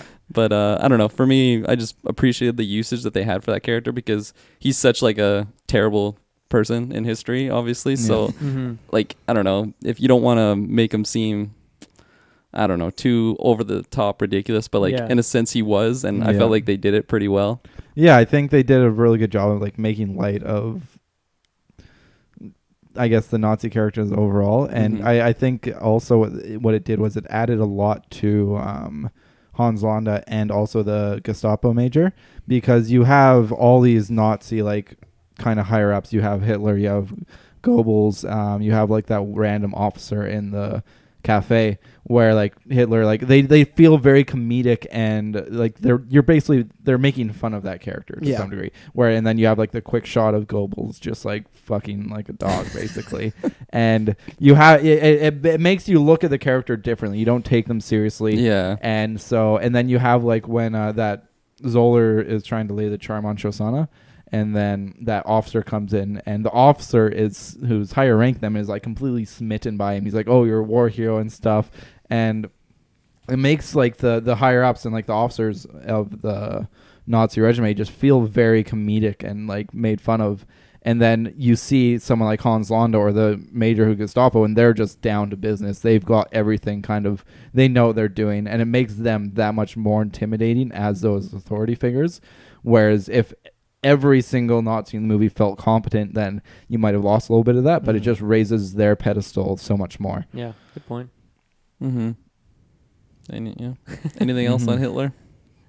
He's, From you two? he's not in I there think- much. yeah, I no. love the like effect, I guess, when he's just getting shot in the face. Oh, like 100 yeah. times It- with Travis yeah. Wilson. It's I so love how funny. when they first go in, they don't like sure they spray on everyone in the booth, but Omar just starts shooting like the French translator, like puts a full clip into her, and you see her body flailing, just standing up for like 10 seconds, like it just doesn't fall over. And it's like, why would you emphasize on this like translator? It's just so good. Oh yeah, I that's definitely one of the most memorable scenes from this whole movie for me. I remember, I don't know, the first time, because this is really the only this is only the second time I've seen this movie. So, the one scene that was so like just ingrained in my brain was when he's just like spaghettifying Hitler, right? Yeah. And I remember like when they first come in, they like kill them all, and then Yeah. they start mowing down everyone in the crowd. And Yeah. I'm like, did I miss it? Like, fuck, let's rewind. Oh no, it didn't happen yet. And then like after It's all the way at the very it's end. at the very end, he like goes back and it does this like zoom in on his it, face. it Yeah. shows So it good. shows Donnie's face, and then it shows Hitler getting spaghetti, and then it goes back to Donnie's face, and it's like zoomed in, and his nostrils are just flaring. It's so Well, it's good. such a sudden cut, and they don't set you up for it. It's not like no. boom, he shoots Hitler, and then it's a follow up. And also, you just don't see many movies where a guy's just getting shot in the face. You do, but not to that extent. So it's just like a brutal, just hard cut right to Hitler, and it's very quickly. So I remember that too. It's just the first time you see it, it sticks with you for a while. That's not even. Like, it is disturbing, but it's not, because for me it's pretty comedic, and it's a puppet, but it's just like it just sticks with you because it's the cap off of killing these Nazis and Yeah. everything Yeah, like and that. who wouldn't just- want to see Hitler? And it's Well, like yeah, it's like that's the exactly first it. full-on action scene. That's because Yeah. like the only other really action scene was a firefight in the tavern, I would say. Yeah, And that's that very one's quick. like very quick, very Yeah. quick cuts. And it's that finally you kind of get that like satisfying release of like all this tension is built up, and then you finally get like that release of like the good guys just absolutely destroying. Yeah, it goes the with bad guys. it goes with like the depowering of the Nazis and making them all Yeah. dumb and kind of fools, because like it's that, and then it's just kind of like fantasy. yeah. You know? Well, it's also like what Dylan just quickly mentioned. It's just like, how else would you want to see Hitler killed, right? Yeah, like yeah. it's satisfying. It's like It's like that Love, Death, Robots episode kind of. yeah. But yeah, like if I wanted to see, or if I wanted to kill Hitler in any way, like that's the way I'd want to do it. Just fucking spaghettify him. And I don't think it's gonna be a copy, but my prediction is something similar will happen to Charles Manson Once Upon a Time in Hollywood. I just feel that I feel like that movie is already being set to be almost like a best of a Tarantino, and I just feel with them introducing him that this is gonna be kind of an alternate history, and Charles Manson's gonna get kind of what is coming to him. I don't know if it'll be like this, but something where, I don't think he's going to Donnie Donowitz. Yeah, out of nowhere, but something where, okay, you got. I'd be so down with Donnie coming back. You got his comeuppance, What if it's Brad Pitt carving a swastika in his forehead? Well, it's gonna be a con for me because it'll be very random. That could be a con for me. Yeah. I also love the small detail of Donnie Donowitz and Omar. They literally reload like 4. I think it's 3 separate times, but each time they just like spray full clip. Then they just have like these huge magazines. They just pull it out of a pocket, take like 2 seconds to reload it, and it's like a hard cut onto them, just like reloading the whole thing, and then it just goes back to them straight down, and it's great. I also love how those two actors are both in Death Proof in like the same section of the movie. Like, I don't know. I just find that I hadn't seen Death Proof until after this movie, but after having the concept of Donnie Donowitz in my head, just see him. I mean, in any other movie is cool, but to see him in like another Tarantino movie with that Omar guy as well, and they're both just like these kind of slimy dudes in that movie. It's it's a pretty funny like comparison. It's funny about Death Proof because like the retrospective of the side that, and I like the films and all, but I think because you had Pulp Fiction, and then Jackie Brown comes up, didn't get the same fanfare, and Kill Bill 1 and 2 were very successful, but then Death Proof was kind of a lull, and Inglorious Basterds was big for him because I think people kind of discounted him out of making these because this got a lot of awards nominations. Obviously, Waltz won it, and then Django happened, and then Hateful Eight kind of got some, but it's kind of been lower. But this was a big film for him just because it got him back in that limelight. Because for a while, you look at Kill Bill, you look at Death Proof; those aren't really like.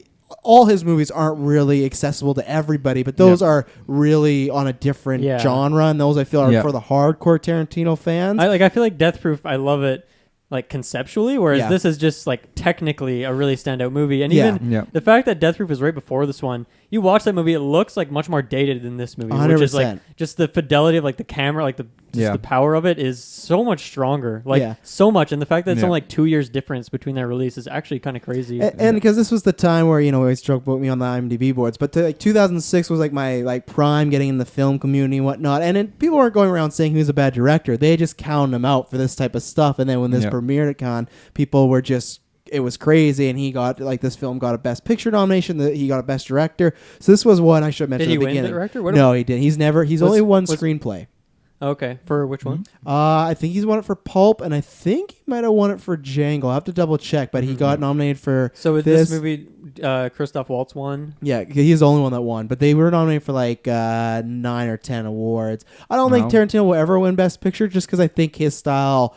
I think it does turn some people off. So I feel like there's always like a 30% of voters that are like, not for me. It's like superhero films, right? I don't think a superhero film at this point will ever win an Academy Award just because it's like, Black Panther, that's the guy with the claws, right? Yeah, that's not for me. Best Picture? Yeah, Best Picture. Yeah, I think and nominated is a huge thing. But I just wanted to mention that this was kind of got him back in that forefront of being that, huge name. Because I think if he would have stayed making those Kill Bill Death Proof movies, he still would have been big, but I don't think it would have been like Once Upon a Time Hollywood when it's like, oh, it's his ninth film, this is like an event. I don't think he would have been on that Nolan Spielberg level without this movie, because this got him right back up there. And it is like, I have gripes about it, but I still love lots of this movie, and it is just like technically just so well made. And like Briggs talked about earlier with it being foreign, like that was a huge risk as well. That was, I remember when it was coming up, you're like, oh man, like there's 45% of the movie's only English, and people are just thinking like, what is he doing here? And Mike Myers was cast, and I have some trivia of who was supposed to play the Bear Jew. So it's like there's some wild stuff when this movie was going on, and I think it was kind of like an underdog and came out and just boom. I was pretty surprised when I looked at, I was just like on his Wikipedia page, Tarantino, and saw that like, yeah, I guess this movie is after Death Proof. Like it is, it's pretty crazy to think about. Well, he was his plan. I don't know. I'll say this because I don't know if I put it in the trivia. His plan was to No, it wasn't. I took it out. I don't know why. He was supposed to make this, I think, after Pulp Fiction or after Jackie Brown, but he didn't have an ending, so he shelved it for a while. He had a lot of problem finding like who Colonel Landa. Right? Yeah. Really hard to find that character. And then he also had a story script, but he didn't have a shooting script, which are different things. So this movie was about 10 years in the making. So he was kind of thinking about it more in that time with Dogs and Pulp Fiction when he was a bit more artsy. But I also think that given the time, this was a good way to come out. I just think with technology and whatnot, I think if this movie would have came out a little earlier, I don't think it would have hit the same, to be honest, in the 90s, early 2000s. So I think him doing this Kill Bill Death Proof stuff, that was like a good time, you know, where now he's back in that thing where people expect him to have this certain quality. So he's kind of... even just the scale of the scene of the theater burning down, like, you know, I don't know how much budget that took, but it's definitely not cheap. It almost killed some actors. I got that on the trivia. Oh, shit. Oh, there yeah. You go. It was huge. Yeah. It got out of control at one point. Oh, it looked like it. Yeah. Well, it looked good on screen. They threw bombs in there too, actually. Yeah. Oh, yeah. They were the actually bullets were shooting. real. Yeah. A quick point that's not really related to much, but the ending scene, I just love that set, like in the forest. It's just really beautiful color scheme. Just looks really beautiful, like the tall trees.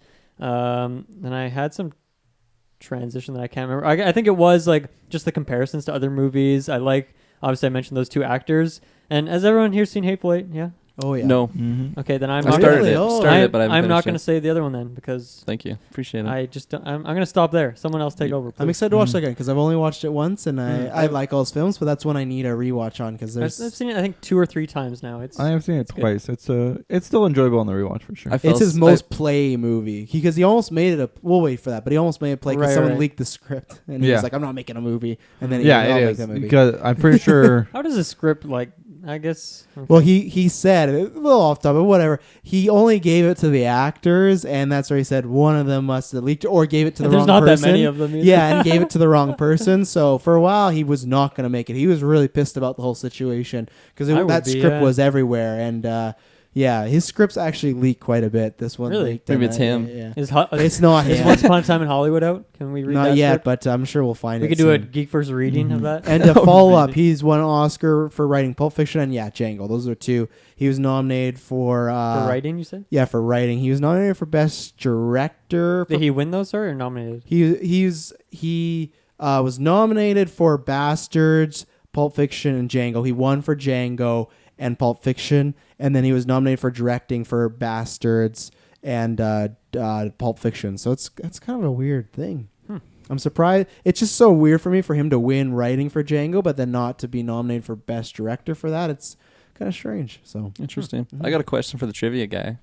Unless anyone else knows this. You looked at me, but I'm not the trivia guy. That's the trivia guy. I'm looking at Travis. I might answer now. the question. So when Christoph Waltz is with Aldo and forget the other guy's name, but the little man. The little man, yeah. Although Novak. Although the Apache and the little man. They call me the little man. He's on the radio with like the commander or whatever. Oh yeah, I know. Was that Mr. White? It's Mr. It's Mr. White. Okay, yeah, that's what I thought. Yeah, the guy that's giving Lana talks to him, and then he gives the radio over to Brad Pitt. That's cool. Mr. White. Yeah. That's fun. Ears of a Hawk. I don't know if hawks have good ears, but yeah, there's a few like Tarantino crossover people in this one. Definitely. Yeah, it was interesting too, just because it's not like not like you see him. It's not like you'd really like hear it. Yeah, but for whatever reason, I could kind of I don't know. It's probably just we watched it last week. Blah, blah, blah, blah, blah. And it's just he keeps that theme of having people in there, like people he's worked with before, because it's one line. He didn't even need that line because Landa talks to him on the radio, and it's all his dialogue. You don't hear him, and then when he passes the Brad Pitt, you hear Harvey Keitel randomly, like, okay. And then like Sam Jackson doing the narrating, like probably could have had anyone in there, right? But it's just great having such that voice. Bullshit. We'll wait till we get to Django. The people that were nominated for director that year, that was a bullshit class. Any other? My two shout outs was that Aldo the Apache and the little man, and he's like, I'm the little man. And he's like, yeah, we don't all like our nicknames. And then at one point the actress it's more like confusion instead of distaste. Yeah. And it's funny just because he's like he's in The Office obviously, and he's like a clearly bad actor in that show. He's a writer, and BJ Novak. Yeah, just watching him in The Office, like sometimes he's not a great actor. No. So it's kind of funny to see him in like a Tarantino movie, which has traditionally really skilled actors. Remember when he played Smythe in a scene in Amazing Experiment 2? Remember that? I don't want to remember that. And then one of my favorite lines is after the tavern, obviously a bullet in a leg, and they're asking her about what happened, why we mean the tavern, why were the Nazis there, and she goes, I imagine a room full of Nazis might seem odd. And he goes, yeah, we have a word for that in English. It's suspicious. And I just like that. He's just like a big, like, just this pause, and he walks over. And yeah, those are the ones I liked. The last thing I wanted to quickly touch on is something that Briggs brought up in the very beginning, and it's Tarantino's fascination with doors. There's like the beginning scene on the milk farm. It's like this beautiful shot of obviously Shosanna's running away in the background, and you see Landa kind of walking out of the doorway, and it's just like really dark inside the building, and he's kind of like a silhouette essentially walking out. Yeah. And she like for a while, And in he that almost scene, blocks the whole doorway, and then she's like like super where small. she is. Yeah. And it's like just like this. It's kind of like a personification of like hope or something, right? Like there's just this light. It's like really bright and colorful outside and like sunny and stuff, and she's like running away to her freedom. And not dying like the rest of her family, and then he just kind of interrupts that by walking in. It's just like, and then there's like a window in the side as well where you can see the light coming through. Yeah. Just a really nice shot. And then obviously the Donnie Donowitz in the Gollum scene where he's smashing on the walls, and then even kind of near the end of the movie when Shosanna is talking with Frederick Zoller, and they're talking like through this, just like through the doorway for a few lines before he enters the room. So I definitely noticed that a lot too last night. And there's even more than that, but those are kind of the three big examples I found. But I just like the way he films scenes with doors in them. And it adds to like making these places feel real, because obviously they don't feel like just sets, right? They feel like it's an actual place, and he's using the whole room to his advantage as a director. Yeah. Oh, yeah, I'm excited to try and follow that theme, or like see if it carries on with the Yeah, rest and of it's the like movies that we really go ingrained in my head now, so I'm Yeah. definitely going to look out for it in the rest of these movies. I mean, I can even Doors. picture one in Pulp Fiction, like just off the top of my head. So they're definitely pretty iconic. So Doors, I'm feet, excited. three girls. yeah, Those are his big feet things. happen again in this movie with And- Hammersmark. And three girls look out for. You can even see Once Upon a Time when Landa's walking down the stairs. There's three girls just kind of walking in line doing that identical thing. He does that shot a few times. So he has his quirks and his trademarks. So it's Funny- always nice funny to see. guy. It's like a stamp on your Oh, movie, yeah, right? Definitely. Just since we're talking about memorable scenes, I know I've already mentioned it. Just the Is it Stiglitz again? it's Stiglitz. Oh, yeah, of course. We're going back to Stiglitz, boys.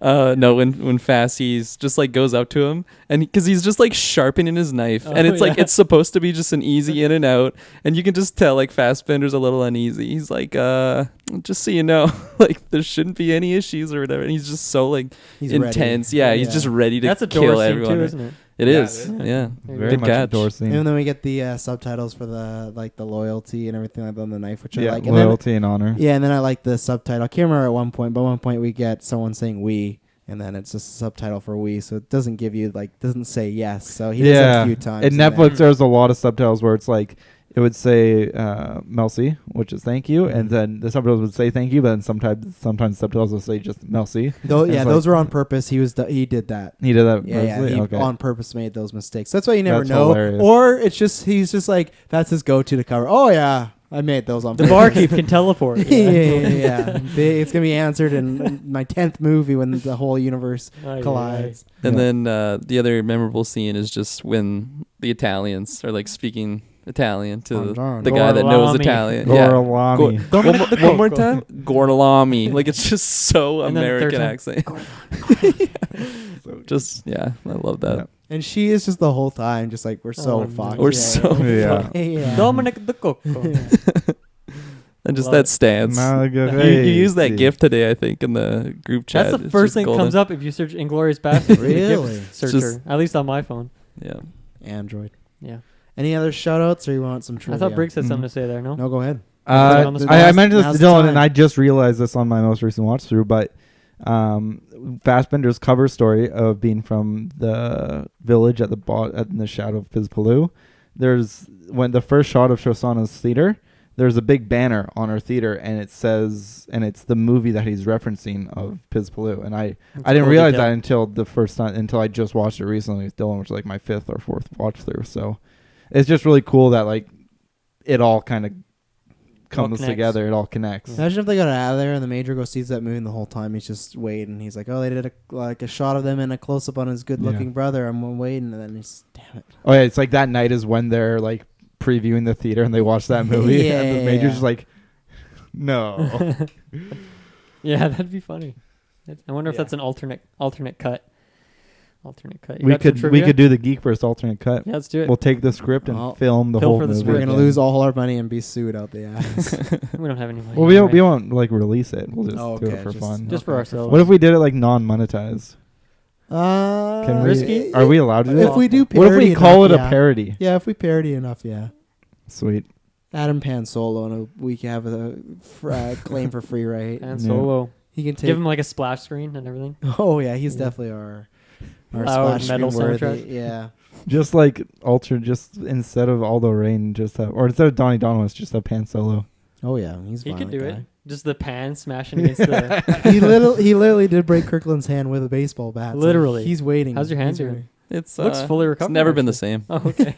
It'll Wow. never be the same again. You did win a lot more after, though. I'm Did gonna it grow just back throw out there, stronger? so Yeah. maybe he helped yeah. you. To be honest, You didn't. have feel- like a robotic hand now. and Yeah, helps you didn't with win video it. games. Yeah, we should actually get that checked out. Maybe you're cheating because I- you didn't I win don't a think title. so. I don't- You didn't win a title till after It that. definitely attack, just lit a actually. fire in my Right, mind. right. There you go, Pan. My Solo. mental In your acuity mind and in your hand. is peaked. All right, I'm all out of things Trivia to me. say. Trivia time. I got some good Trivia. stuff too. Lots of it. Dylan mentioned this earlier. Tarantino was considered banning this film altogether. Casting search for someone to play Hans Landa took place, and fearing he had written the role to be unplayable. After Christoph Waltz's audition, however, both Tarantino and producer agreed that they had found the perfect actor for the role. So there you go. That's because he can Oh. speak. He already knew English, French, and German. He doesn't know Italian, right? Like he just No. memorized the lines for that. He knows the third 'Cause most. it's only out of like all of them. well said. That has to come into Leo was the first choice to play Colonel Hans Landa, but Tarantino then decided German speaker actor to play the part. But obviously, we'll talk about Leo coming up. In Yeah, you can't Django picture anyone Unchained. else doing that role. No. Not now. No. Especially not now. Yeah. No. Let's see here. Roughly only 30% of the film is speaking in English. The language which dominates the film is either French or German with a little Italian. Obviously, this is highly unusual for Hollywood production. We kind of talked about that already. Let's see. This was the first Tarantino film to win an Oscar for acting.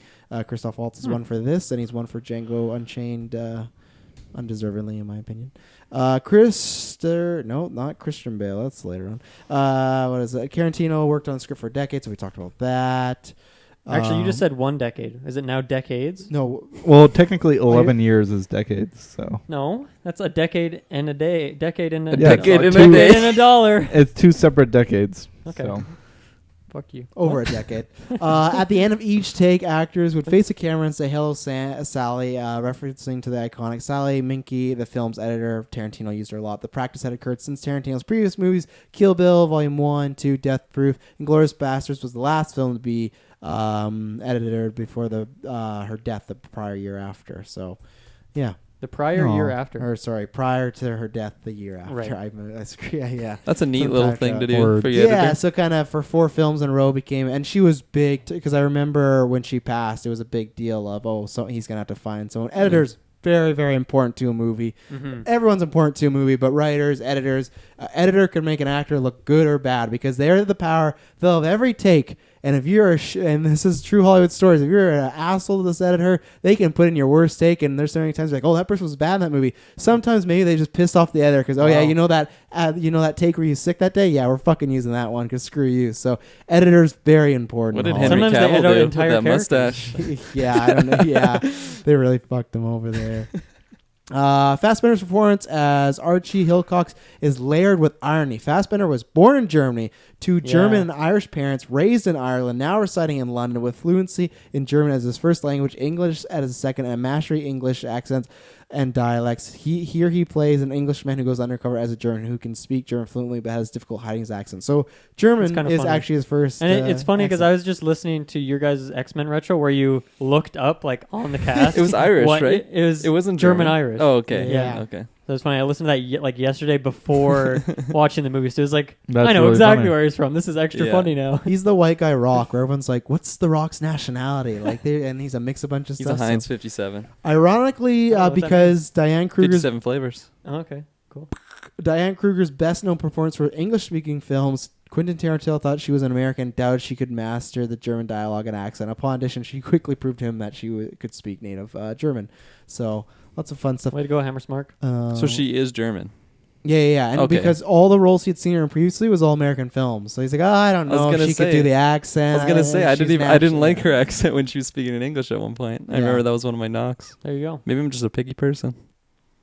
Yep, you are. Wait, Interesting when she was pause. speaking in English, you didn't like when she was When speaking? she was, remember when I was talking about when Yeah. she was at the vet and she was speaking in English Yeah. but with the German accent, and I Yeah. don't know, for some reason I just didn't like it. Maybe I just don't like. But isn't that like Germans. fitting then, right? Because she is Wow, German in the movie don't as well. like me. Yeah, I thought Yeah. it was a fake German she is accent. German in the movie. Okay. Okay. That's what I mean. You thought But she you was but you didn't like botching- the English part. You thought Go she ahead. was botching a German speaking English accent. Yes. Thank you, Tyler, for clarifying. Okay. But maybe I'm just a But picky she's person. actually is a German So maybe she, speaking yeah, English. so yeah, exactly. So that's just like rude of you. You're just It's wrong. absolutely in this. rude. I hope You're she's just- not listening you're to just this. Incorrect, Diane Kirkland. Kruger, I Not loved only you. is it rude, but it is absolutely. I loved you in rude. National Treasure. Oh boy. When asked Throwback. how he got into violent baseball bat wielding mindset of the Bear Jew, Eli Roth partially attributed his What are performance- you saying? Can you start over? When asked how he got into the violent baseball bat wielding mindset of the Bear Jew, Eli Okay. Roth partially attributed his performance to historically accurate costumes. Being in wool underwear will make you want to kill anything. He also stated in a separate interview, this is his quotes, that his girlfriend had secretly added Hannah Montana music into his iPod. He listened to it. That made him when he listened to it, made him able to tap into the violent nature of the Bear Jew. What the fuck? So there you go. That like explains the I character love, so well. I love that that's the thing. Eli He's just Roth, weird fueled dude. on Hannah Montana rage. And Like, that's wool underwear. excellent. Yeah, that's Eli Roth for you. Very strange guy, but made some. He does seem like a very strange guy. Can you tell me his greatest performance? This is probably it, to be Yeah. honest. Yeah, he's more known as director. He's directed Oh. lots of stuff. Okay. Hostel's a big thing for him. Cabin Fever, if you've heard that movie. Sounds fun. Lots of horror movies, and he Dude, also I'm down to check him out. he also has one of the only movies that Tarantino's actually produced, by the way. So, which is Hostel, which is just a Saw. Well, you could watch it. It's like a Saw ripoff in a way. It's Okay. a lot of torture porn. Daniel Brew, aka Zemo, admitted after the film was released he wasn't perfectly fluent in French at the time of casting. When Tarantino asked him to speak lines in French to hear what it sounded like, he sometimes bluffed by mixing French with Spanish, betting that Tarantino wouldn't notice. When Brawl received the translated version of the script, he was able to perfect his French delivery. Who is this guy again? He plays the actor. What's his name again? Frederick Zoller. Yeah, the guy who's Zoller. in Sniper. Shoshano. He's The like sniper. he's a creeper on her, and he's always like, "Oh, He's hey, Baron Zemo. Yeah. Daniel Brew. Daniel Brew." Yeah, Bro. He dies You with actually her in the theater. Okay, so private, whatever. Private his name is. Zoller. Yeah, the yeah, guy in the okay. movie. Yeah. So Yeah. Everyone was talking at the same time, so I didn't hear anything. But So- thank you. he ma- Kirkland, you know, you gotta You figure gotta that listen out. to me. In those I situations, can't hear listen to anything. me. I feel like these headphones are too Listen to loud because I me. just can't hear when everyone's Take off talking the at same time. headphones. maybe that too. All right. Simon Pegg was originally set for the role of Lieutenant Archie Cox or Hitchcox, but was forced to pull to the project Adventures of Tintin. So that's how Michael Huh. Fassbender got it. I don't know if I would take Interesting. Tintin over a Tarantino movie, but I guess coming off Death Proof, Maybe contractually. I think he was had probably to. already filming Tintin. Like I can't get out of this. Yeah, And at the he's sa- probably and- contractually. And again, at the obligated. same time, where Tarantino was and Spielberg, Yeah, Spielberg yeah. still you still go with Spielberg at that Oh time. yeah, I forgot that was Spielberg. yeah, yeah, not too A shabby. well-respected director yeah, he's all right. in some Uh, respects. Tarantino met with Brad Pitt in France, where he lived with Angelina Jolie. They talked about Brad playing the role of Aldo Rain over a course of night and 5 bottles of the estate's own Pink Floyd rosé when go. he accepted the role. So they just got drunk together and talked about it. So, you guys got any guesses of who was originally supposed to play the Bear Jew? Wolverine. Hugh Jackman, Yeah. or just Oh, him as shit. Wolverine? It's someone in the movie. No. Oh, okay, let me think. Samuel It's Jackson. gotta be- Taylor loves him. Nick The Cage. Rock. No, Uh, comedic actor. Gerard Butler. We watched it. Only Dylan and Kirkland will get it. We watched a certain movie of his a lot at Target. Adam Oh. Sandler.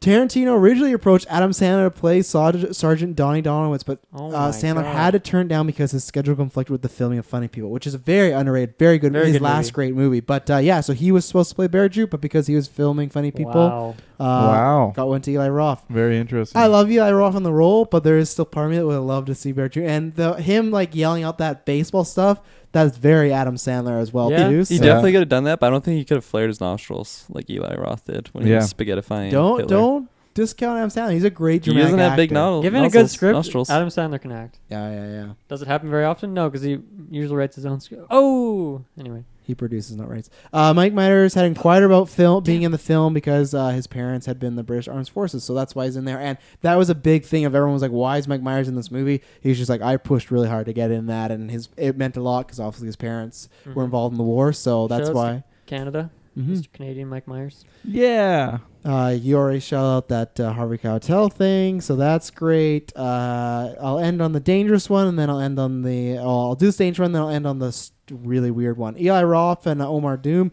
who were nearly incinerated filming the fire sequence in the theater. During tests, the flame temperatures reached 750 degrees Fahrenheit, and during the Do you have that in Celsius? That means nothing to 400 me. degrees in Celsius. Oh, During the You take, cannot exist in that heat. during the That's take, the pretty set spicy. burned out of control, and the temperature of the ceiling above them reached to 2,000 degrees Fahrenheit, 1,093 degrees Celsius. Tarantino was seated on a crane operating in a fireproof suit, and none of them wanted to back down and ruin the or come back down and ruin the shot. Fire marshals said that another 15 seconds of filming and the steer structure would have collapsed, incinerating the actors. They were both treated for minor burns. So Wow. within 15 and 30 seconds, they could have been dead. And you wonder why they're not in another one of his movies. yeah, that's it. This guy's a fucking We're psychopath. done. I'm out of Holy here. shit. And obviously, we talked about how this movie was in his mind for a while. We talked about how maybe it's good that it came out later, and I think so Decades, because some would say. yeah, just over a decade. An early iteration of this project, when Tarantino first conceived the idea, was rumored to include Sylvester Stallone as Aldo Rain, Bruce Wow. Willis as Donnie Donowitz, Wow. and Arnold Schwarzenegger as Hugo Stiglitz. Or how do you- Stiglitz. Stiglitz. Who? Yeah. Sorry? Arnold Schwarzenegger. That'd be Okay, I hilarious. could actually see those last two. I Yeah. can picture that. I can't picture Willis. I can't Bruce picture Willis Willis. is Donnie Don. No, Yeah, I could don't see think it. he has that fire in him. Maybe He can definitely flare his nose, and he can also just rage, I think. He could destroy a man Effectively. with a baseball bat. Maybe that time around. If it was right after Pulp Fiction, yes. But once the 2000s hit, Bruce Willis kind of died. After Sixth died. Sense, he kind of died as an actor and just phoned it in for the rest of his life. So maybe back then, but that's a wild thing. But I would like to say Arnie. So Very Yeah. interesting. I'll start us off. I'll give this movie an 8 out of 10. I've said everything I need to. Really enjoy this movie. I have some cons. It's not my favorite Tarantino movie, but that's not saying much when I think all his movies are very good to great. He's a master. He's my second favorite director, so it's a movie that I watch quite often. It's still a good movie. I just bring those up because bring up cons because there's certain things that bug me. But yeah, I'm excited to rank them. I think it is lower ones, but it's just because there's other ones that kind of speak to me a bit more. It's kind of like when I talk about comic book movies where I love the MCU, but there's things like Logan or Dark Knight. I always give that upper notch because I like something a bit more serious. And then Tarantino, I have my things like that as well. So, and I feel like there's some mistakes here and there, but other than that, great performances, an all-time great villain. If you made a top 10 5 villain list, I feel like he has to be on there. I think of him. I think of Anton Chigurh from No Country for Old Men. So he is up there, and if anything, it's worth it just to see his performance. But all around, a great movie. So an 8 out of 10 Nice. for myself. Yep, I mentioned at the top, this movie is fantastic. I love it very, very much. I'm going to give this movie a 6 out of 6. Wow, Mhm. that's more than a 1 out of 1. Is it? It is. I In think some so. senses, but in other ways, it's There's more completely 100% the in there. same. Yeah, is that how that works? Getting a real math knowledge right now. Can Oh, you yeah. tell us that in Celsius? No, after 9 maybe. Once I do some After calculating. 9. Yeah, we'll see you there. After 9, Kirkland does math in his head on cast. We It's a- ask him it's a long crazy math questions, and he has to answer them, Like really. or he intense math. loses And most of them all don't make his sense. sports titles. Mhm. Or Oh. losing all of them. Whoa, I only have spoilers. one sports title.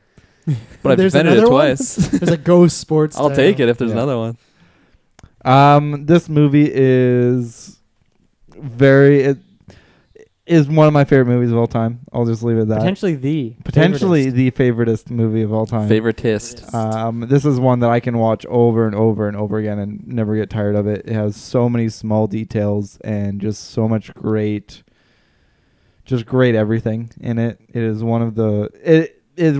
has my favorite characters, and it's just such a quotable movie as well. And yeah, overall, it's just a masterpiece in my opinion. The cinematography, the pacing, the dialogue, everything is just so masterfully done. And yeah, I think it just goes downhill from here. Wow. Wait, what? Like the rest of the movies. Yeah. Yeah, as a quick disclaimer, we did this like after Reservoir Dogs and before any other movies. So Yeah. that's kind of the order we did. I think So for Downhill's Briggs, I a- can understand that as like potentially his Yeah. favoritist movie. I think It is my Downhill's a favorite little movie. harsh. Downhill's a little We have harsh. Pulp Yeah, Fiction, I mean, dude. Shut it's like up. a very slight, like non-noticeable incline. But I can say, a couple bumps, but yeah, downhill. I'm not. Yeah, okay. I was a little harsh there. Saying downhill to The other Pulp movies are Fiction is good. just disrespectful Yeah, to Pulp It's a Fiction. good mankind. movie. Yeah, It's a But ramp. Yeah, I like this movie a lot. It's a ramp to Pulp Zed's Fiction. dead, dude. Rammed. Did you give a score? I don't know if I Nope. heard it. Okay. I'm not giving a score for these. You're a scoreless kind of guy, eh? Yeah, I'm gonna do a tier list at the end. I appreciate it. Aren't we all gonna do a tier list? I hope so. We might all. I have my ranking system. What's yours? My ranking system for this movie, I'm gonna give this one a 9 out of 10. Oh, the Uh, classic out of 10. Classic 9 out of 10. I'm an out of 10 Classic. kind of guy. Me Yeah. and Travis are, what would you call us? Traditionalist. Traditionalists. Thank you for saving me, because I was about to go down some weird hole on Taylor- weird We're gonna words. go down a ramp. Taylor also has that at 10, but he's definitely not a traditionalist. No, so. he Well, is because not. his has there's like functions to it, right? Like, Like, you have to divide depending by 2, on the movie, add though, 3. his 10s mean different things for him. Oh, yeah, and Exactly. remember he's always like, oh, if one movie's a 10 here, this is a 9, but I could like the 9 better and this and that. Like he's Yeah. like, I don't agree with Dylan because Dylan can not rate movies, that's fine. But he's like says there's a system, a flawed system. I go, no, it's fine. But then Taylor starts speaking, I'm like, oh, you're just proving him right This when is you a do flawed your little system. thing because he's the bad apple. He's like, oh, but then Suicide Squad is the same score as an Endgame. Just wild. Yeah. Wow. Crazy Yes. stuff, man. Love Love that Croc man. Killer Croc, actually. Oh, It's right. not Croc, man. Right. Crocman is the name of an enemy in Spelunky, so you can see why I make that mistake. I could see it. Mm-hmm. Getting back to Inglorious Basterds. Please do. My 9 out of 10 score. I think I mentioned a few little irks that I had with it. Some actress's fake accent that Oh, apparently wasn't fake, but I'm gonna stick to my guns. I still didn't like Really? it. I still didn't like it. Okay. So yeah, that's fair.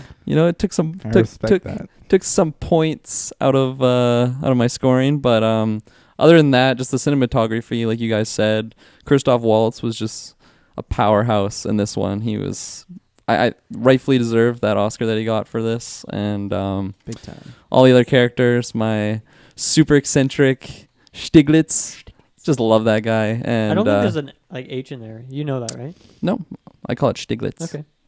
Am I allowed There to you call go, it Stiglitz? Yeah, of course you are. I just Yeah, thank you. anyway, go on. Say whatever you want. Great kill for Hitler. Just Have Had to shut that up? Have you seen Love, Death, Robots? no. There's an episode that you should Is it watch. very similar? No, No. it's like animated and it's hyper I know it's- jokey, but it's Okay. like 10 minutes of just like different Hitler deaths. Oh, really? But it's Yeah. like really over the top. It's worth it because it's 10 minutes long. You can't go wrong. Interesting. Yeah, I think it's less than 10 minutes. I think it's like 8 minutes. It's 8 minutes and 43 seconds. That's a Netflix show. That's a right? hard read, Dylan. Sure is. Awesome. I have no I'll faith check it in out. Mm-hmm. Check out our review. Yeah. Yes. And I think that's all I'm going to say on this one. Cool. All right. Thank you. Goodbye, Kirkland. Goodbye, everyone. Ladies and gentlemen, Good thank night. you very much for tuning into this retrospective. For Patreon, we don't know what's next because we've kind of gone out of order. But for the audio listeners, thank you very much. Please subscribe or video subscribe, YouTube, Podcoin. Podcoin? Yeah, it's Podcoin, newer. Yeah, wow. go listen, and you can get paid for listening to podcasts. So if you want some Bitcoins, go ahead and do that. iTunes, I guess it's just Apple Podcasts now, SoundCloud, Stitcher, whole shebang. Just go down the links down below. But next will be Django Unchained. Yango. The D is silent, ladies and Yango. gentlemen. So that should I'm be gonna bring my nice- banjo for that one. So So thank you very much for tuning in. Until next time, Gorlami. buongiorno. I thought you two would also say something in Italian, but that's fine. I don't know Italian. Margaret. I was going to say that. Dominic All the right. Coco. Oh yeah, he had an easy year. Yeah. Later, Boy. nerds. Yeah, man. People, if you're still tuning in, Christoph Waltz deserved it, but he had an easy year. Stanley Tucci for Lovely Bones, Matt Damon in Infectious, Woody Harrelson The Messenger, Christopher Plummer The Last Station. Pfft, Literally have not heard of Nothing. any of those. exactly. There. He had an easy year. I thought it was Dave Bautista. He has not been nominated for an Oscar.